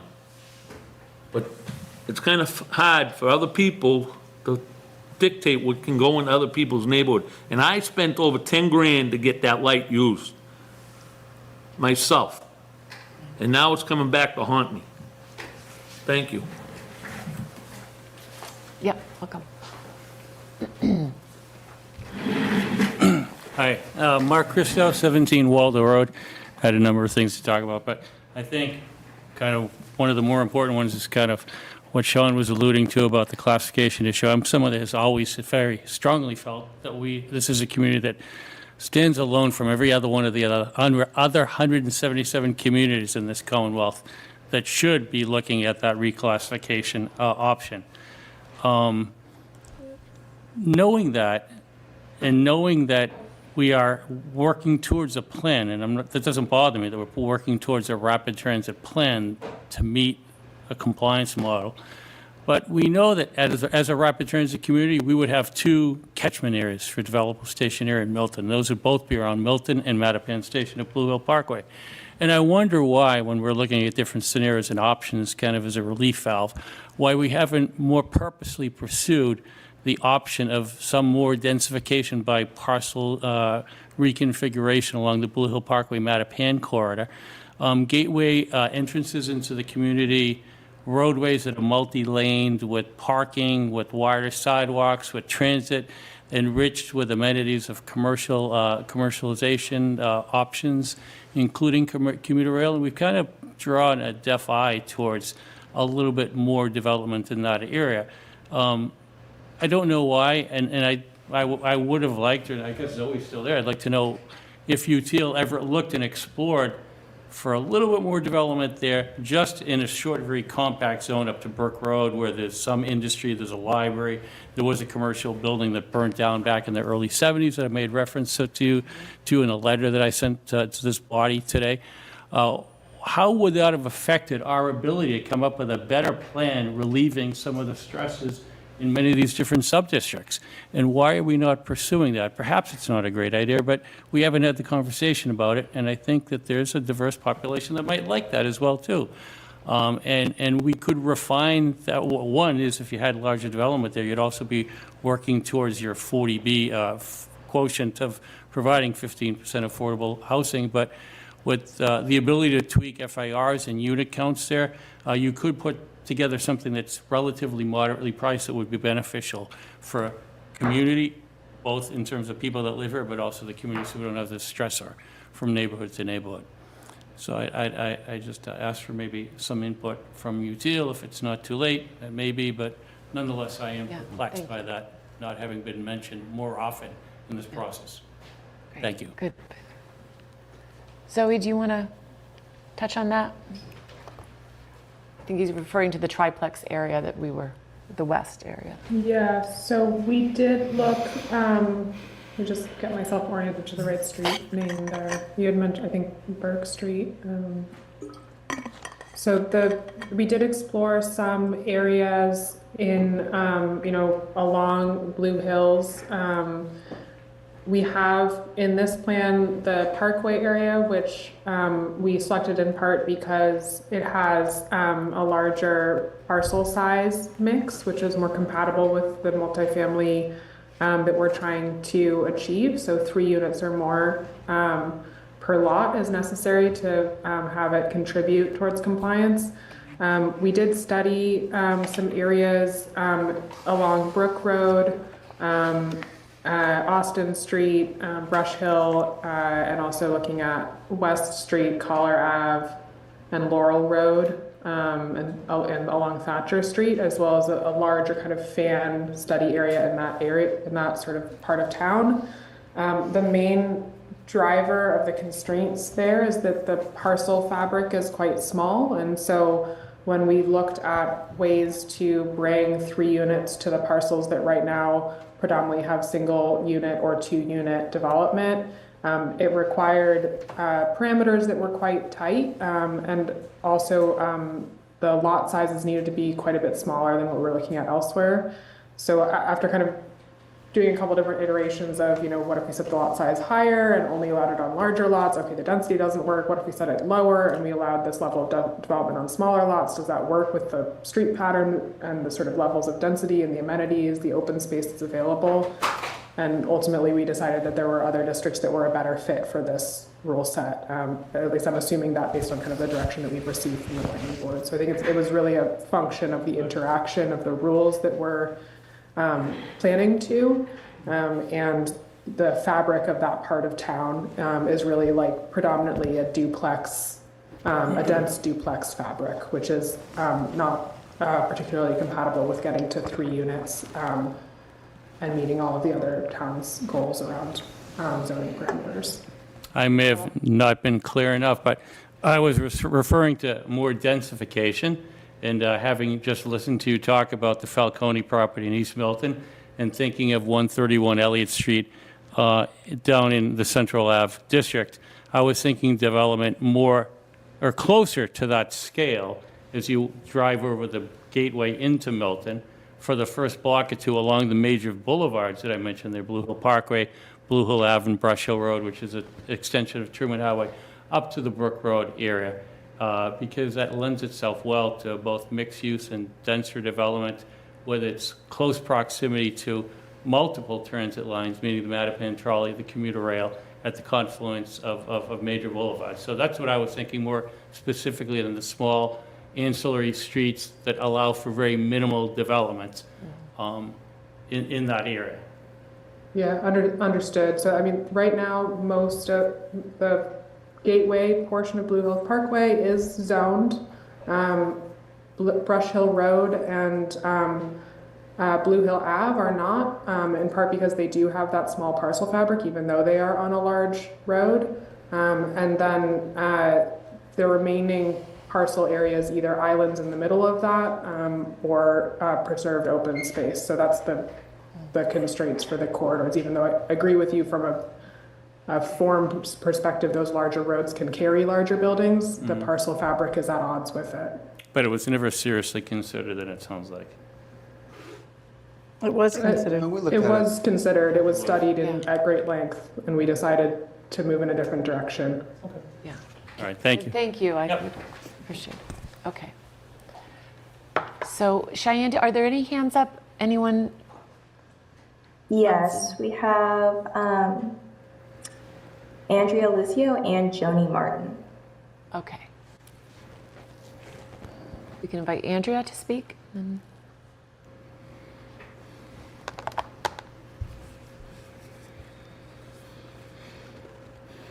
I think that hand went down. There's a different. She's muted. So our next would be Joni Martin. Okay. Hi, can you hear me? Yes. Okay, I have a question for Zoe, or actually the group of you. When you kept referring to Fairmont Hill or Fairmont Station, all the drawings seem to show different spots, and then I heard Smith Road mentioned, and I thought I heard 52 units. I might have that wrong. Can you show me on the plan exactly where on Smith Road? Because that's where we live. I'm trying to figure out where these units are going on Smith Road specifically.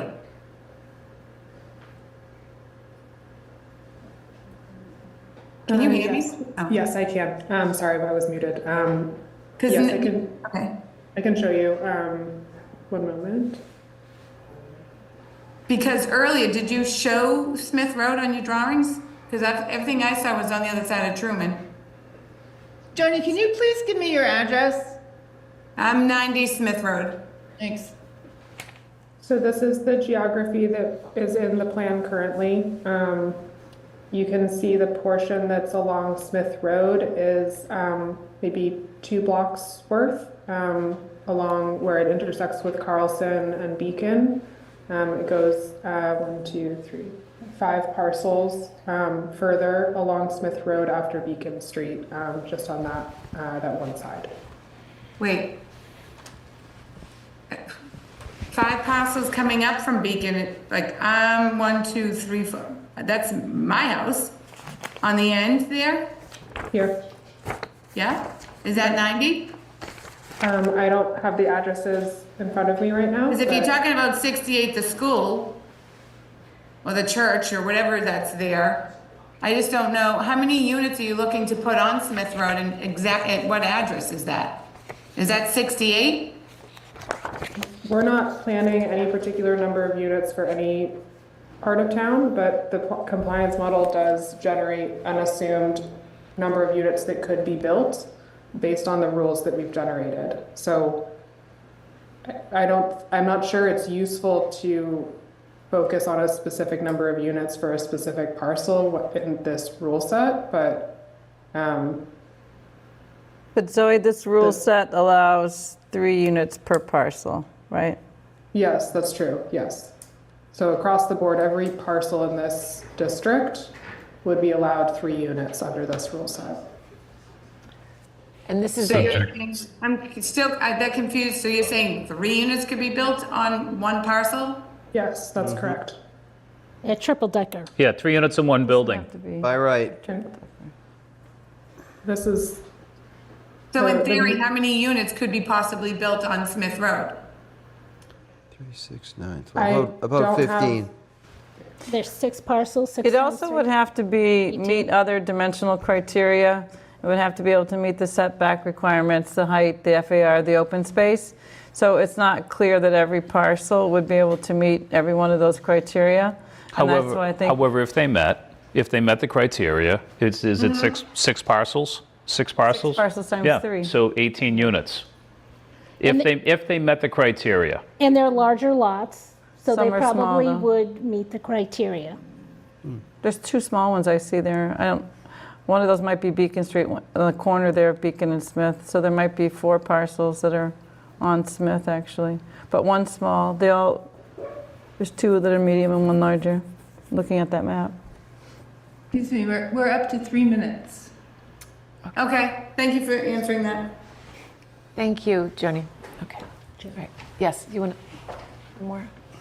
One more and then we'll. Anthony Larkin again. I just had a clarifying question on the motion. I heard, Cheryl, you say the move to present the 25% plan, but I thought I heard earlier that we were going to bring both plans. Was that because the 10% plan was already approved? Yes. When you were Yes. just bringing the 25? Yeah. Okay. Correct. Thank you very much. Yeah, thank you. And before we have Util leave, the question back to the FAR gradations, Zoe, that you said you could look at. It would be great if you could do that for Tuesday. I'm not sure that's possible, but in other words, if you had, right now the FAR changes at a 5,000 square foot increment in the lot size, and if you could adjust it to every 2,500 square feet, that would limit the size of the largest buildings on those larger lots as you get into that square footage difference in lot size. Where do you stand on that one? Yeah, we can work on that for Tuesday. Is there consensus among the planning board that you'd like us to pursue that? Yes. Everybody agree with that? Yeah. We can start at the 0.5 or the 0.4, is that recommended? Or I suggested, I should say. Well, at 6,000 square feet, at 3,000, you have to have 1,000 per unit. That's 3,000 square feet. So you've got to have it at 0.5. Yeah. Break points, so at the 6,000. So it has to start at 0.5 on a 6,000 square foot lot and then get smaller as the lots get larger. 0.5 drops as we move forward, to 2,500 increment? Right. It does now, but there's not those intermittent increments. Before we have Util depart the meeting, could we have tomorrow by email at least the last version of the summary that we had? Even if it's not, even if you're still tweaking, Zoe, if you could at least give it to us, the most current V2 Yeah. that you have tomorrow morning. Would that be all right? Yeah, I can, before I sign off tonight, I can PDF this presentation and share it with Cheyenne so she can forward it along to you. That would be great. really good. Thank you. Good. Yeah. Sure.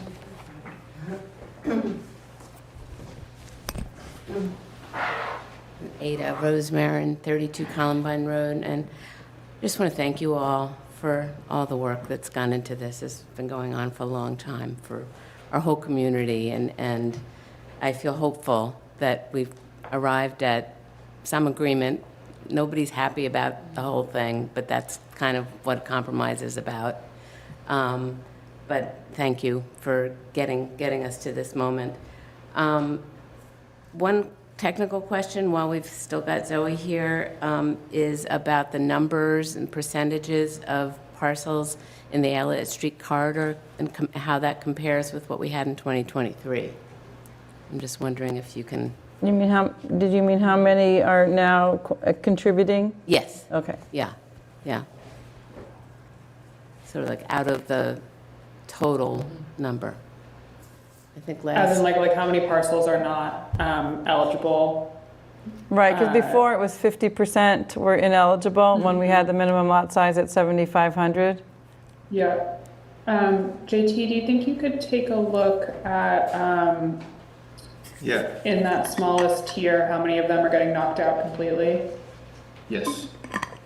Is that It'll what take you're us a few asking? minutes to get that number, so we can get it to I you. don't think that's Or what you're you're just asking. asking how many Are you just units? asking total? Yeah, total, Increase total, like out of, 2025? out of the asking 2461 about or the whatever the ratio. total is, how much of that is in the Elliott Street corridor in this Oh, current plan? oh, sorry, I think I was going on a different line of questioning, so I'll share my screen 1 second. Because I think in 2023, it was like 70-something%.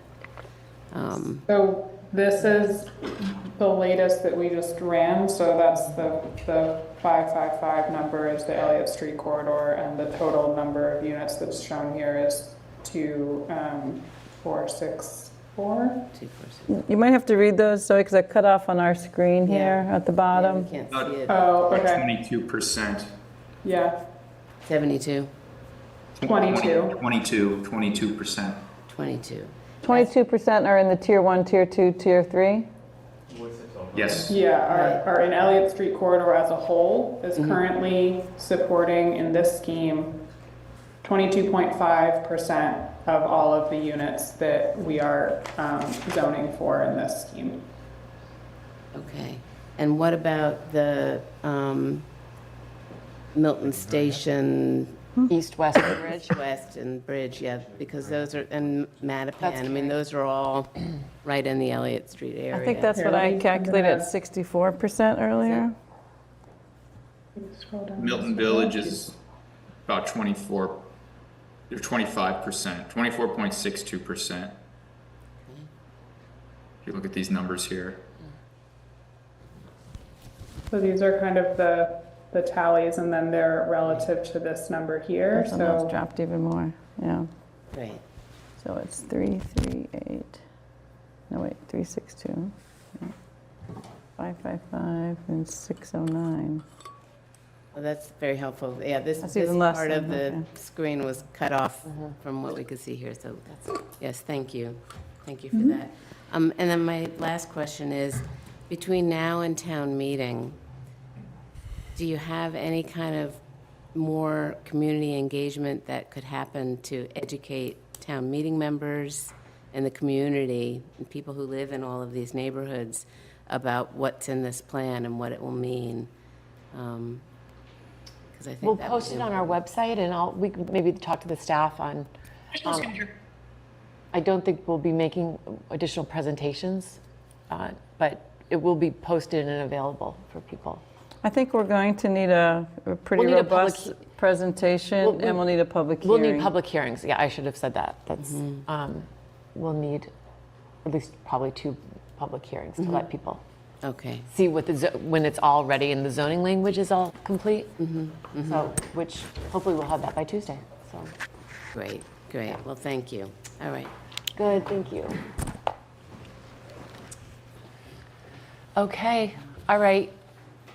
Zoe and JT and Matthew, thank you so much. We appreciate the work Yeah, on this thank you tonight. all. Okay, Thank you, guys.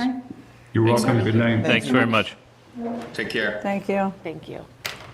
So we just have one last housekeeping item, and it was on the East Milton zoning, which we've submitted to the warrant committee already. We recognized we wanted to add one sentence change, which is on, it's B, D, ground floor uses, and it would read, ground floor uses shall promote an active pedestrian environment and lively streetscape. And then the next sentence, we just added, and shall be occupied by, because that was the other, we'd already voted on that, shall be. But then we also have occupied by non-residential uses in section BB, except that parking shall not be permitted to satisfy this requirement. So I just need a motion to accept that change. Is that what I had submitted? Yeah. Yeah, I just felt like it was better to separate them out into those 2 sentences. Do you want to look at it? Yeah, just real quickly. Pass it and just. So at this point, it isn't a motion for us to amend because it's already Well, it hasn't gone, It's gone to the warrant committee. The warrant committee has voted on it. So we need to revote the changes, submit it to the warrant committee, and then they would need to revote based on our change. okay, so I'll make I'll let Maggie read it first. Go ahead, make your motion. I'm going to be fine with it. Okay. I'll make a motion to amend, which, I've already talked about it. Jim, tell me which section that is again. The bottom. Where are we? Section B, D. Section B, subsection D of the mixed-use overlay zoning.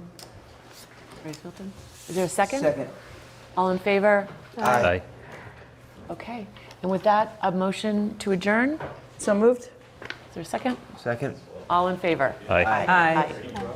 Thank you guys very much.